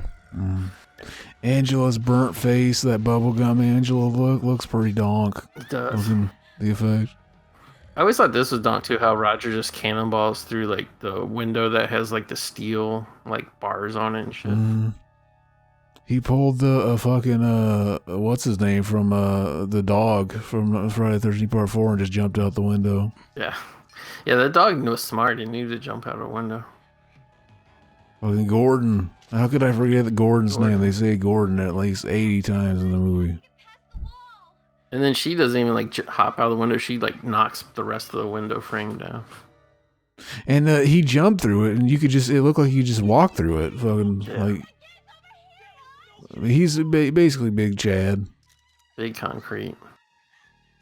This is cool too. Like basically, fucking our boy Roger. He's just like, there is no gate, and he's like, fucking, we the only way we can get out of here is we gotta pray. My grandma told me we gotta pray hard. It's like, how do you know that's gonna work? Fucking, luckily it does. But fucking, this always made me cringe. Fucking, they gotta climb up the barbed wire. Barbed wire rope, like I would fucking that's ew. Just imagine like fucking grabbing onto razors and fucking pulling on them.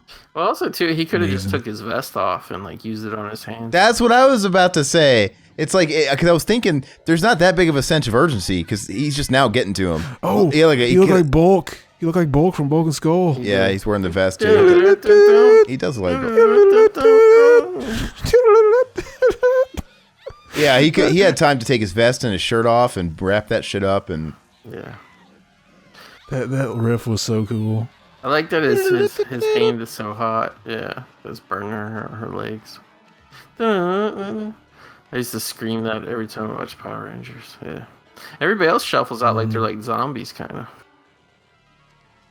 Yeah, like that's one thing I love about Evil Dead 2 is people refer to it as a demon movie. People refer to it as a zombie movie, and I'm always like, I've never thought of it. Part just begun.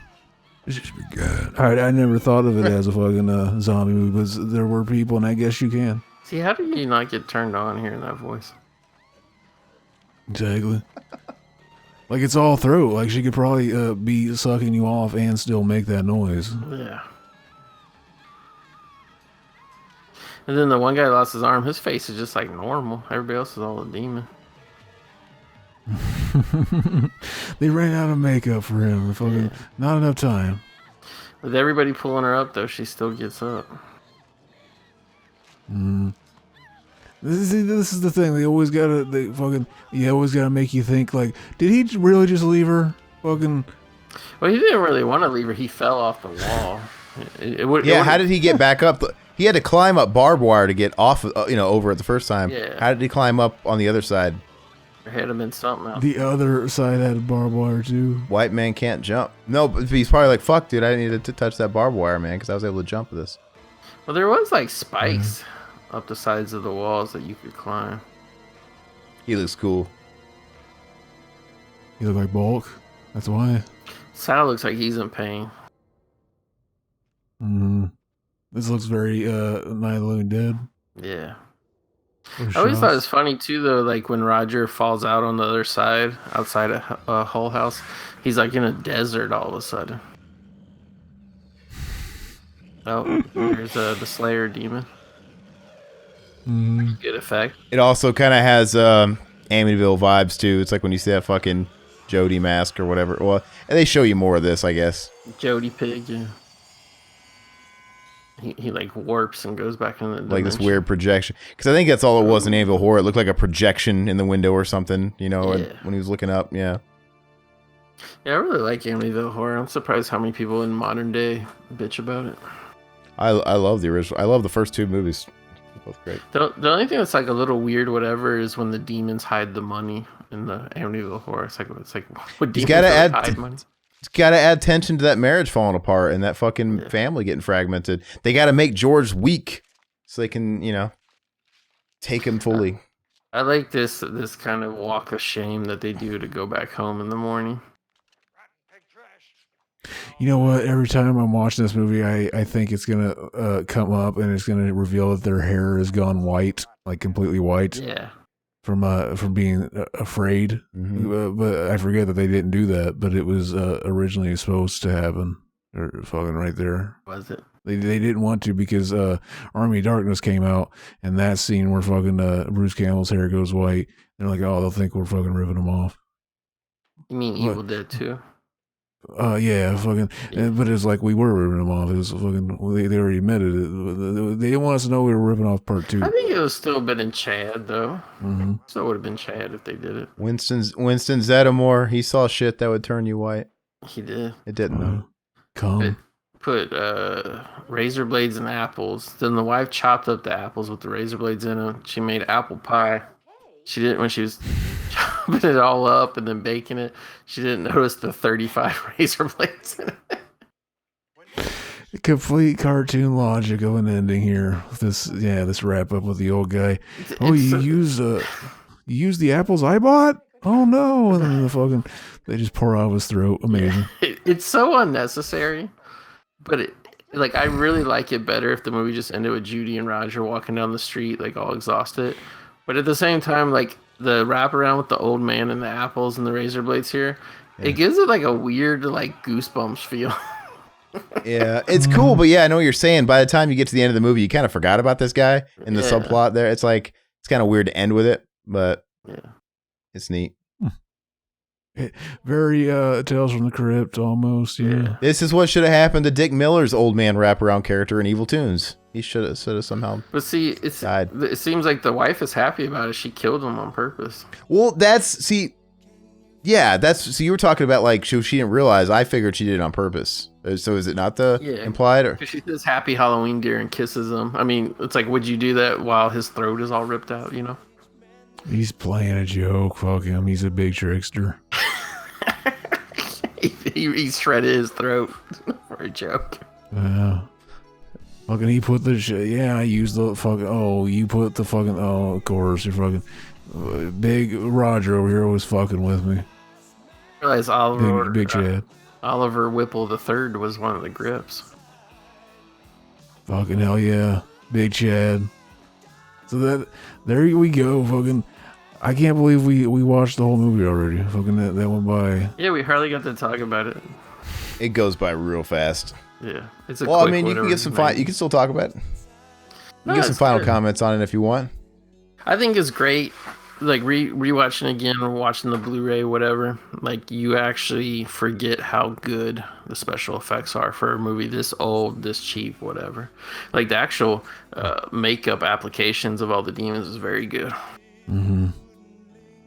It did add dank ass effects. Fucking, it's just a fun little movie. Like, yeah, and it's just it's only like fucking an hour and 27 minutes, and the end credits are running. Fucking, it's quick, and it's fun. It's good times.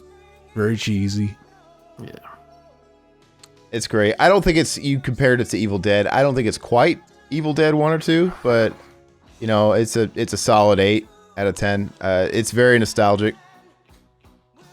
It's very nostalgic. It's very big dick energy. It's very high tea. Mm-hmm. So we got. I'm reminded here in the chat to read a few comments. Goat, are you cool to hang out for just a couple comments? Yeah, I love hearing the reader comments. I actually look at them on your videos on YouTube myself. So yeah, let's hear them. Okay, so let's kind of go through. There's like a whole bunch of Mac and Zach and all. I'm gonna start with Pink Flamingos. Let's see. Pink Flamingos from Blitz Muzetto. It's a sweet ass name. Why can't I see this movie? It's nowhere. I like this film. So, Zach, before you jump on this guy, he's just saying he would like to watch this movie. Yeah, he wants to watch it somewhere. Not here. He doesn't expect you to watch it. Yeah, so he's not an asshole. No. I imagine it's available on Amazon or anywhere that you rent movies. Go to Google, put in fucking Pink Flamingos, watch online for free. You will find it. Fucking F movies. Like there's all kinds of bad. There's all kinds of websites that will fucking pop up. You'll click on it. You'll click play like 8 times. A bunch of pop-ups will come up. But you keep clicking play, and it'll eventually start playing. Fucking. To be fair, though, I think Blitz, he looks a little bit older, so maybe he's not. You know, it's like telling my grandfather this. He'd be like, "Hey, just go on your Fire Stick." My what? Where can I get a VHS copy of Pink Flamingos? Hey, don't generalize. Come on now.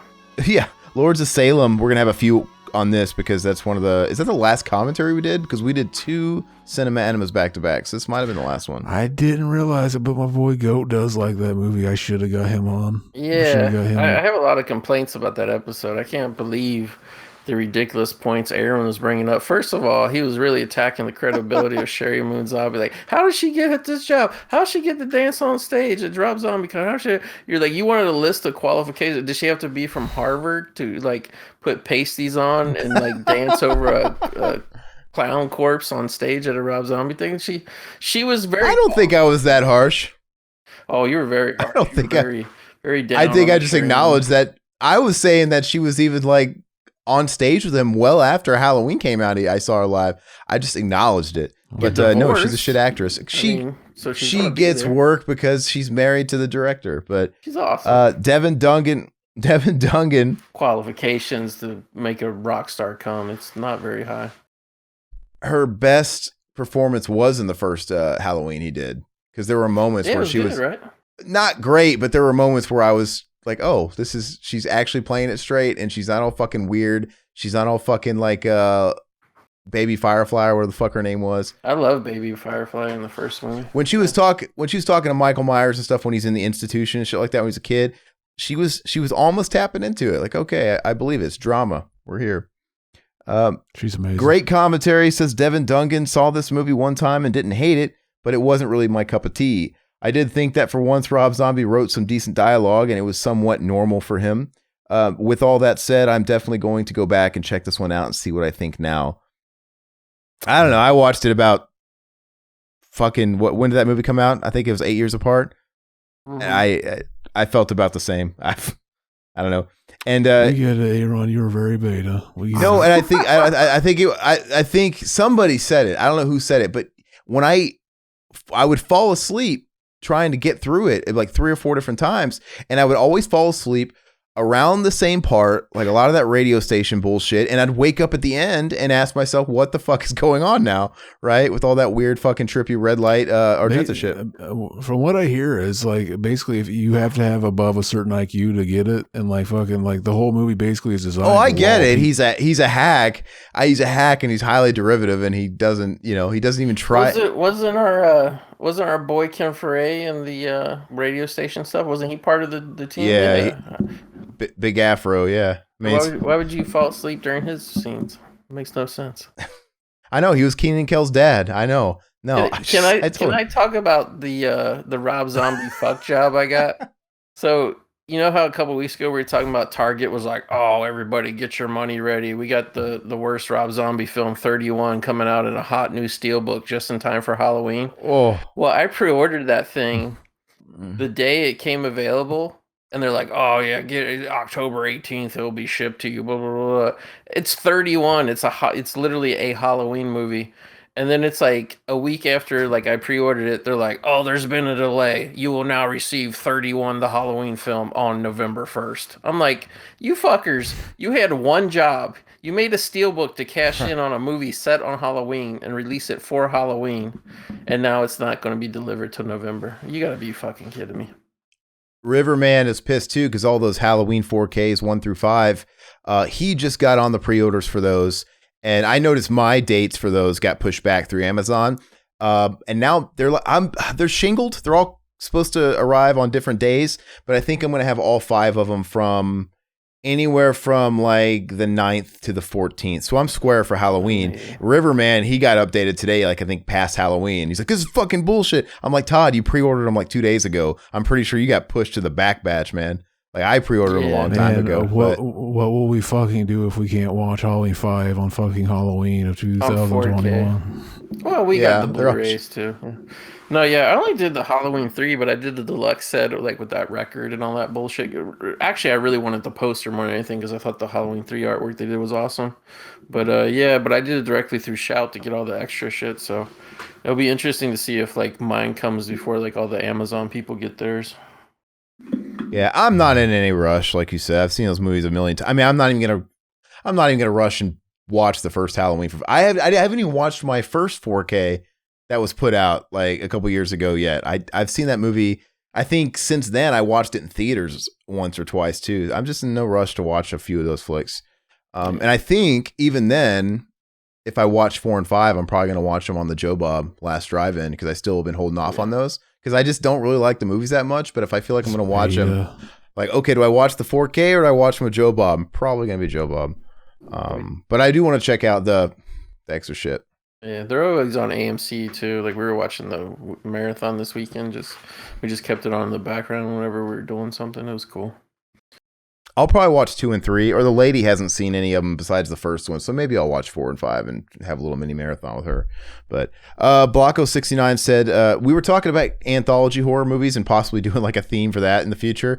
This is still Lords of Salem, mind you. Blocko said, some good anthology films: Tales from the Dark Side, Body Bags, 4 Rooms, Creep Show 1 and 2, Tales from the Crypt, Acid House, New York Stories, Twilight Zone, Necronomicon, Asylum, Stephen King's Night Shift Collection, Tales from the Hood. I think, Mendoza jumps in there too and says Tales from the Crypt 72. The Vault of Horror is good too. Yeah, there's definitely no shortage of them. I think if we were going to do like the best of the best and what we know, I mean, we could easily be doing this month. We could be doing one of the Creep shows. Which one have we done? 2? We haven't done any. We haven't done any of them. See, that blows me away. I feel like we have, but we could easily do Creep Show this month because that's a movie like this where I've been watching it my whole life, and it's a good one. Douglas Janusk, he says, love this movie. I need to read the book too. Ha! Zach actually read the fucking book. What was it? We're still on Lords of Salem. Amazing. It needed all the help it could get, I guess. I don't know. I want to see the longer cut when it has all the flashbacks. Exactly. Gio Kalunga says, hey, Zach, you mentioned on the album that sounds like Midsummer music, but don't finish the thought. I fucks with the Midsummer original soundtrack, and I'm interested in the name of the album, baby. Great commentary, boys. I remember you talking about it, but what was it again? I responded. I told him I forget what it's called. I wrote it there. Sinner, get ready. Here it is. By Lingua Ignota. Fucking, there's good shit on there. There's some good, pretty full songs. American History. Go ahead, Cat Stevens. What? No, I said Cat Screams by Luca Magnotta. American History X. Charlotte Sometimes. Have you got this film in French, please? I love it. We don't even have it in English because there's no movie there. Did you? I don't even know what that's supposed to mean. Lords of Salem again. Will says, Rob Zombie is one of those guys I've tried to get into, but none of his music or movies click for me. It's clear he loves horror, but a love for the genre can't make up for the lack of good content. I don't diss his or doubt his love of horror, obviously. I mean, that goes way back into his music, but I just think he wears a little bit too much on his sleeve, like his influences. That's why I didn't like House of a Thousand Corpses when it first came out. I warmed up to it slightly over the years, but I'm just like I'm like Texas Chainsaw Massacre on crack with acid. I mean, like, and with a 70s chic. I'm like, I don't know. It just wasn't doing anything for me. Well, Aaron, don't you think too? Like, it's not so much just his influences are big or whatever. It's just also like his influences. It's like it's not as wide range of influences as you would think. It's kind of all his movies are influenced by the same 5 or 6 movies. You know what I mean? Yeah, that too. No, yeah, I get it, because I'm not shitting on people being derivative. Everything's derivative of something, but I just feel like his stuff it's not different enough. And if you're going to be derivative of something you like, mash a few different elements together. But like, I just felt like that first movie was Texas Chainsaw Massacre in a disco or something. Fucking crazy. Yeah. It was like a white zombie music video, Texas Chainsaw Massacre. But it was like really unoriginal House of a Thousand Corpses, but I think at the same time, in a weird way, it was almost like his most artistic done, like the visuals and everything. You know what I mean? Like it was like the most like well thought out, I think. I want to see the original cut before the Universal shit happened. But yeah, because like all that home video shit that he shot later was never in the original cut of the movie. Return of the Living Dead 3, Noel Skinner says, why don't you put the fucking movie on and stop talking bullshit? Yeah, just put them. Aaron, what the fuck is wrong with you? Like, when people come, they want to see the movie. And you see, this is what you do. You honeypot us all. We come to YouTube. That's the place where all the movies are. We're looking for the movie, and then we got to hear you talk bullshit. That poor guy sat there for like 98 minutes before he realized he wasn't even going to see the movie. When he could have read the title in -1 second that said commentary. You know what? It's a Vestron release. You could probably get it for $9.99 Amazon. So just buy it. I don't know what to say. Oh, he can't do that. Their Blu-rays are cheap. Yeah, that takes too much time and effort. I accidentally liked his comment. I don't like I read them. I don't delete them, but I don't like them. Just like them. I don't like them. Well, even the shitty comments, if you hit the like button, doesn't that help you in the algorithms? Like more engagements or something like that? I don't know. Maybe it does. I just don't. Imagine being like that, a person that like came to YouTube thinking they were going to see the movie. Yeah. They didn't see it, and then they told us in the comments, like, why? Like, they got mad in the comments rather than just fucking realizing they should have just typed it into Google and put free afterwards, and it would have taken them to it somewhere. Well, also, too, it's like, it makes you wonder, like, how shitty would your life be if every movie you had to watch was, you know, on the availability of free on YouTube? That would suck. Your movie selection would suck so hard. Yeah. Fucking the general population now. Fucking people get mad like, oh fucking, I went to watch fucking Back to the Future 3 and it's not on Netflix anymore. It's like, no shit, it's not gonna be there forever. Just fucking buy it and shut up. And fucking Aaron, he knows how this shit works. And like fucking, I sent a picture like a couple years ago, like, oh, I found that box set of like Unsolved Mysteries, the ghost stories, the whole DVD set. And he's like, why'd you do that? They're on fucking streaming. I'm like, fucking highly regarded motherfucker. I really do think you highly paraphrase any of these things I say. That's not how I talk, but no, I got so much physical media. Are you kidding me? I never would have put it like that. It's coming out his ass. The way I might have put it is, when it comes to DVDs, for me, I wouldn't have shit on you buying them, but for me, no, it's not worth buying 20 fucking DVDs. I'd rather just stream them personally because I'm a little spoiled by Blu-ray. It's like, can I put a whole season on a disc, please? Can I put 2 seasons on a disc? So it's a fucking 3-disc set. There's no 20 DVDs. I don't even remember what we were talking about. Whatever. I don't know how many it was, but that's usually my stance on it. Like, what was the I would love to have gotten the deal you got on the Crypt Keeper, right? Tales from the Crypt. But I don't know, man. Like I'd almost still, I own a few of those digitally. I'd still probably like to watch them digitally because it's a pain in the ass getting up every 2 seconds after you watch 3 or 4. I'm just spoiled. I used to do that shit. I used to watch all the Simpson DVDs, man. And I used to be totally content with watching 4 episodes and then going over and putting a new disc in. So you're fucking, your job is making you a fucking pussy. You can't even get up to fucking, like, dude, I gotta sit here while I work. I gotta sit here while I watch TV, fucking. I'm not going to shit on technology. I like to marry. I like to get around. You know, I get along with technology. It's the best of both worlds. I buy physical when I want it. Some stuff. I think it's scary though, buying those TV sets, because I always get worried. Like even movie sets that have like 12 discs. I'm like, what happens if one of these discs goes bad? Just one. Like if you have a season of something and it's like, you know, especially if people like the complete series on 42 Blu-rays, and it's like, what if that one Blu-ray goes fucking bad in the middle of your set? You're fucked. You know what I mean? I mean, digital works that way too. I told Zach about this. I bought on Vudu the TMNT seasons, like the classic cartoon, and the biggest season they had was season 4, and I swear to you, 1 out of every 4 or 5 episodes actually works. All the other files are just corrupt. So, you know, kind of sucks. Hey, Zach, I'm holding up my Blu-ray too. Hold yours up at the same time. See? I can get mine if you want me to. This isn't just podcasting. This is the video component you guys are getting. See, don't you guys want to be like the big chads you see on screen? Like, why are you going to the comments and saying, where can I watch it? Just own it. Like, this is the coolest way to see the movie. You have it. And like, if they ever take it off, you still have it. Yeah. There you go. It's a very chad. And if you're me, you have 2 copies in case one of those is fucked. You have 2 copies of the same edition, Aaron? I have the steelbook of that. I have the original with the slipcover, and I got the steelbook. Yeah.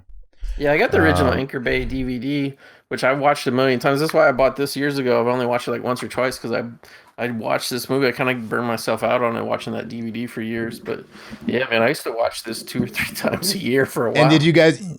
It looked like you guys both flipped it to the original cover. Yeah, like we the did. Reversible. Yeah. Of course. I've never bothered with that. Like, I do like a lot of the original covers better, but I just can't be bothered to actually flip them. I don't know. Well, I like these. If you have the little slip cover thing, you can have like 2 artworks. Like you have one artwork, you pull it out, and you best of both worlds. Yeah. Let's see. The first movie I ever bought with my own money whenever I got a job is fucking. I always wanted to get like movies online, but like my mom wouldn't let me because she was afraid to put her credit card online. And I was like, fucking. When I finally was able to, I finally just basically talked her into it. I think, but like fucking, I got the first movies I ever got fucking ordered was fucking Night of the Demons 1 and 2, and it was very Chad. I had a big cum that night. Big cum. Was it on DVD back then, baby? It was. Wasn't there like a 2-pack? Did they ever have like a DVD 2-pack, like split? Or no? I don't think so. The first VHS I ever bought with my own money, I saved up like allowance. I bought Batman Forever. Ugh, regrets. But not a very good one. I didn't see it in theaters either. I just loved the first two. Yeah. And I'm just like, hey, I want to see Batman. And we never got to go to the movie, so I bought the VHS. And the first DVD I ever bought was with my own money that I worked for was Bill and Ted. The first one. Chad. Yeah. And that was when DVDs were fairly new. They weren't too old. But anyway, I'm going to read a couple of these because they're kind of fun comments. So on that bully fucking playthrough part 4, because Gio addressed. Oh, jeez. That thing went on forever. That little dwarf guy running around. Gio Kalunga says, I enjoyed this one despite the argument, because that's the one we're not going to talk about it. By the way, guys, the Haas account. That was a good episode. That's the one where it was getting like political and vax bullshit and stuff. Yeah, I was going to tell you though, I didn't think you really were political, Aaron. I mean, you just wanted your wishes to be respected. I didn't think you were talking like political parties or nothing like that. It turns political. People make that into a political thing, and no, it wasn't. It was silliness, but. Anyway, by the way, guys, the Haas account, this guy corrected us because we were like, what the fuck is going on? These people were coming into our chat and they were... the raid. He explains it because we're a bunch of boomers. He goes, by the way, guys, the Haas account that followed the channel, they're from Twitch and they're botted accounts that contribute to hate raids. Some even steal your IP address if you click their profiles. Be careful with those. I would recommend watching some YouTube videos on how to block and prevent them. It is really how shitty of a site Twitch is. So we got two conflicting types of answers from people. This is kind of one of them, and the other one's like, hey, they were trying to help you out, and you guys fucking told them to fuck themselves. Whatever it is. But if it was a hate raid, how do you know? Like, yeah. Hopefully, whichever one it was, we did the opposite reaction we should have done. Like, if they were trying to help us, we said, fuck you. And if they were trying to fuck us, like, hopefully they weren't, because we should have said thanks on that one. We'll never see him again. It's fine, Mendoza on your Mass Effect playthrough. He says, Zach's voice helped me fall asleep. And no, this is not a negative comment. Zach's soothing voice did the trick. And sometimes I'll listen to something to help me get some Z's. He listens to you while he sleeps. He probably jacks off a little bit too, because there's nothing that puts me to sleep like Nature's NyQuil. Just like fucking filling up my belly button with a pearly pool. Beautiful semen. He's listening to the sweet and sultry boss tones. You are kind of like a white Barry White. Oh yeah. Oh yeah. Jason X commentary. Somebody just merely says, "Wow." Osmi Harris. I assume he wanted. Wow. Whoa. It's okay. Hold on. I'm not going to read that. Lords of Salem. Mendoza says, I enjoyed the Rob Zombie discussion of his films. Never seen any of his flicks and probably never will. I'm disappointed that Malignant is just a meh film. The trailer looked pretty good. Are you guys going to see Last Night in Soho? Pretty much every song on the Velvet Underground's debut album is killer. Sunday Morning and I'm Waiting for the Man are just a couple of my faves. WGN is a Chicago independent television station that played here in Texas, and the bucket game had me on pins and needles when I was a kid. We were talking about Bozo. The image of Shaggy 2 Dope and Violent J and Dreads is hilarious. Clint Howard will always win in a forehead fight with JJ's forehead. That was my opinion. And he gave us a tag mark on the video time. He says, I have an image now of D. Wallace slobbering on Aaron's massive knob now. Thank you. She wouldn't. You think she's gonna fucking pick this wuss over me? Like we were both talking about how Stacy she was. Yeah, I'm telling you, I do good with moms. I do good with moms and grandmas, man. I'm telling you. Fucking. Well, you did go up to your mom and ask her why you getting a fucking hard dog. Shut up! Shut the fuck up! I walked into that. Yeah, I saw you guys talking about WGN. I think WGN is one of those ones they call a superstation. Like it started out as over the air TV, and it still is over the air in the local market, Chicago. But then it gets broadcast through cable in other markets, kind of like how TBS is. Yeah, we grew up and had it in Nebraska at least and stuff like that. And Yeah, watched it every Sunday. Watched Bozo's Super Sunday Show. And Adrian also said, which is kind of interesting, on this Lords of Salem, he says this one sounded like old school Revival House. Good stuff. So I assume that's a good thing. Yeah, it did. It was a good episode. Let's see. I just wish Aaron didn't hate the movie as much. Book of Shadows, Blair Riverman used to love that fucking movie, and he defected. It's just years later. He kind of sees the way I say. Yeah, I bought that movie blind because he suggested it, and he was like, "Yeah," because it was limited release, and in my town we didn't get it in theaters, and he did, and he saw it. And he's like, "Yeah, it's so amazing," and I just fucking used to trust his judgment to a fault. And I went and bought it. And I'm like, all right, I went to Best Buy and bought it. I'm like, oh, damn it. And then I remember he also did the same shit with that fucking We Are Still Here movie. I went and bought it. It was fucking trash. I'm like, River, we're talking about Book of Shadows? No. Oh, no. Oh, sorry. I was about to go on the next comment. Book of Shadows isn't. That's definitely a you movie. I was going to say, you are a fucking liar. You did not watch that movie. You watched it one time while we were watching it on the commenter. At least you got a good CD out of it, Aaron, when you bought Book of Shadows. It came with the CD. Oh, yeah. What? I didn't buy Book of Shadows. One of the sides was the fucking DVD, and the other side was the soundtrack, which came with a song by the. I was talking about Lords of Nickelback. I was talking about Lords of Salem. Nickelback's on Book of Shadows soundtrack? Of course. Yeah. It's the fucking heaviest. All right. Anyway, Chomsky Honk, that's a great name, says very underrated movie for Book of Shadows. I need to sit down and watch it without doing like the podcast shit and just have a sit down with it. Look at this photograph. I did a cum tribute and made me laugh. My ooze is dripping down. Your boy from Book of Shadows, your Book of Shadows dude, he's in that what is it called? That Jason Statham Guy Ritchie movie. What's that? That new one that I liked a lot. Why can't I fucking think of the title? But a movie that everyone like. Fucking, that's the title of the movie. But it's Wrath, awesome. right? Is that what it's called? Wrath of Man. It was really good. But Wrath of Man. Don't defect to the fucking Aaron dark side. It's really good. Jeffrey Donovan, yeah. Yeah, he's in that, and he's good in it. Let's see. You guys got exploited comments. I'm not going to touch those exploited comments. Showdown Little Tokyo. Sonny Kennedy. Why you people coming online and making no's? Just show the move. Yeah. You people. What the fuck does that mean? You're making a nose and you're just sitting still. You're not moving. You're not making the move. Come on. And of course, Zach responded, why you people keep soliciting us to break the law? Just buy the movie like a true big cum Chad / Stacy. Like, it's so funny because when they see that, they didn't actually listen to us they don't know your lingo. It's like, what the fuck is this comment even mean? It's funny. They probably read it like, look at all the typos. What a fucking idiot. Didn't even realize that I was just mocking his typos. Yeah. Let's see. Oliver Closeoff says congrats on 6,000 subs. Thank you. Mocha B. This is all. Oh, sorry. Do we read Cinema Enema shit? I can't remember. Are we doing that on these or are we doing these? On Cinema Enema. Okay, so I won't do it. But we had some people congratulating us on the 6,000 subs. Slow and easy wins the race, baby. You know? So that's where we'll stop with the comments. Anything anybody wants to bring up before we start closing out? Zach, is there a Mac and Zach coming out? Or anything that at some point when Mac wants to record, but fucking there is like 3 fucking Mac or Zach and Goat fucking episodes of Movie Graveyard. He has been stocking up, baby. No, I'm stocking up. There's one come out in a couple of days. We're gonna be talking about. It really needs to be a cult classic and stop being an underrated gem. We're talking about 2 Days in the Valley, the first film of Charlize Theron getting her feet wet in Hollywood.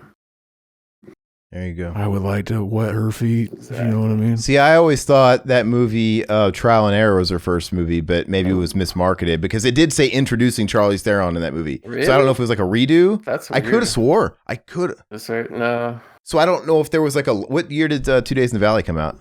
I believe 96, and I thought Trial and Error was 97. But yeah. I might be not remembering it right, but that's the way I always remembered it. And I had that movie, and I've always planted in my brain that was her first movie because I thought it said that. But I don't know. Maybe there was some fuckery with the dates. I don't know. Yeah, you can tell 2 Days in the Valley was her first movie because she looks completely different in that movie than she did any other movie she ever shot. So you can tell that one came first. And I'm sure it's a better movie because Oh yeah, The other one's not I saw good. Trial and Error in the theater, and I was hyped up, but I didn't laugh once, man. It was exactly it's exactly par for the course for anything Michael Richards outside of Seinfeld. Like he's just not funny, man. But love him, but yeah, it didn't work. So you guys don't, Mac and Zach, you guys don't have a Halloween episode planned or that you'd like to do? Fucking whenever Mac wants to. Fucking, I don't give away our movie choices. So fucking, I guess I do. Fucking, we're gonna do Reanimators, the movie Mac picked, but that doesn't mean we're gonna end up doing that because he could just like, hey, I want to do it tonight, and I picked a different movie. Fucking, we had to see, baby. So we're obviously doing quasi theme we're doing for the season, just doing fun Halloweeny movies that put us into the mood. But I think it would be kind of cool. Because Exploited Cinema, they were talking about, he wants to do a Halloween anniversary show or whatever. It kind of got me thinking, what if we did like a show that was kind of a throwback to that classic second season where we had that big call-in show, and we don't do a movie, we just do a big shoot the shit Halloween episode, and we just get River on and as much as we can, and maybe I'll even have Dr. Sleaze come back and call awesome. in. I don't know, yeah, but that's more like old school podcasting, yeah. Yeah, and I'm not saying we have to go on that long, but that's just what we did. We don't need a specific movie. We told really good stories. We shot the shit. We did the call-in thing. We could probably nix that or make it more engaging with the technology we have now, but maybe just kind of do something like that. I don't know. I was going to run it by you, but we'll talk more about that later. I'm sure Todd would love it too. But yeah, other than that, I guess we'll wrap up. So if you guys are new to the channel, please take a second, like the video, help us out in the algorithms. I'm pretty convinced we're shadow banned, as was brought to our attention on some of our streams, and we probably are. It's kind of fucked up. So any kind of growth and support we get is grassroots. So if you dig us, share us with the people that are like-minded. It's so funny. I was telling Zach, the problem is we have these people that listen to every one of our episodes, and I'll say stuff like, well, share us with the people that, your friends, like that's how we got to, keep it alive and keep it going. And everybody's like, yeah, I don't want people to know this is what I think is funny. I so they're like embarrassed of like, damn it. So that probably puts us at a bit of a standstill, but don't be ashamed. Embrace it.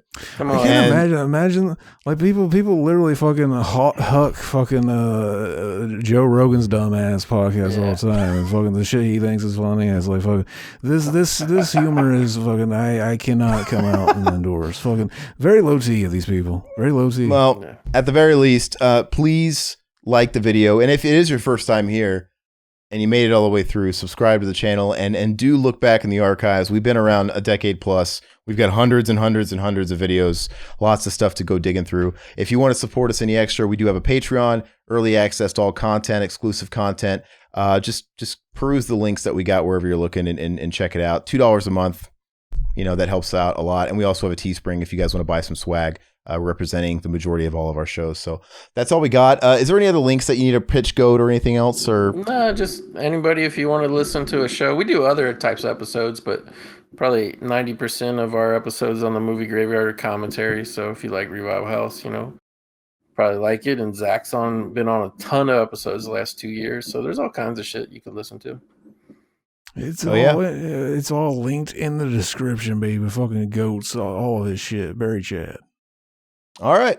Well, we'll catch you guys later then next week. Next week, I guess the plan is Riverman's coming in tow, and we're going to be doing a redo of Pet Sematary 2. It has been long enough. It has been years since we've done it. That was the first episode we did with Zach when he joined the fold, and so now we're going to do it in video form, and it's definitely worth revisiting. Likewise, I would like to have Josh James on this month too. Try and figure that out. I guess he's in the middle of moving, but it'd be kind of fun to do that kind of stuff. But next week will be fun too. So anyway, thank you guys. Adios. Bye-bye, puppets. Have a safe October until we see you next time. Bye. Do a big cum. For Boba Fett. End of the week at the Revival House. Next month's theme, you gotta figure it out. Italian zombies or Pauly Shore. A slasher with a knife and the girl next door. And 1 second in, get it all queued up and ready, hit play in 3, 2, 1. Bye-bye puppets, Zach Pete and a solo cut band. Couldn't miss crew cameras loving. Josh and Scott failed and Riverman's babe. Bye-bye puppets. Sounds good, like this country used to.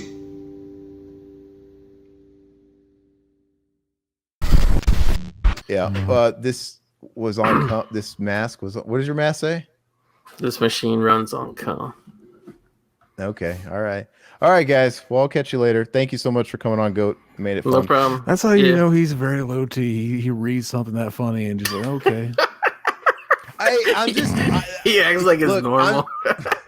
It is. I'm just so fucking numb to it. Revival House. Peace, y'all. That sounds like fire, like this country used to.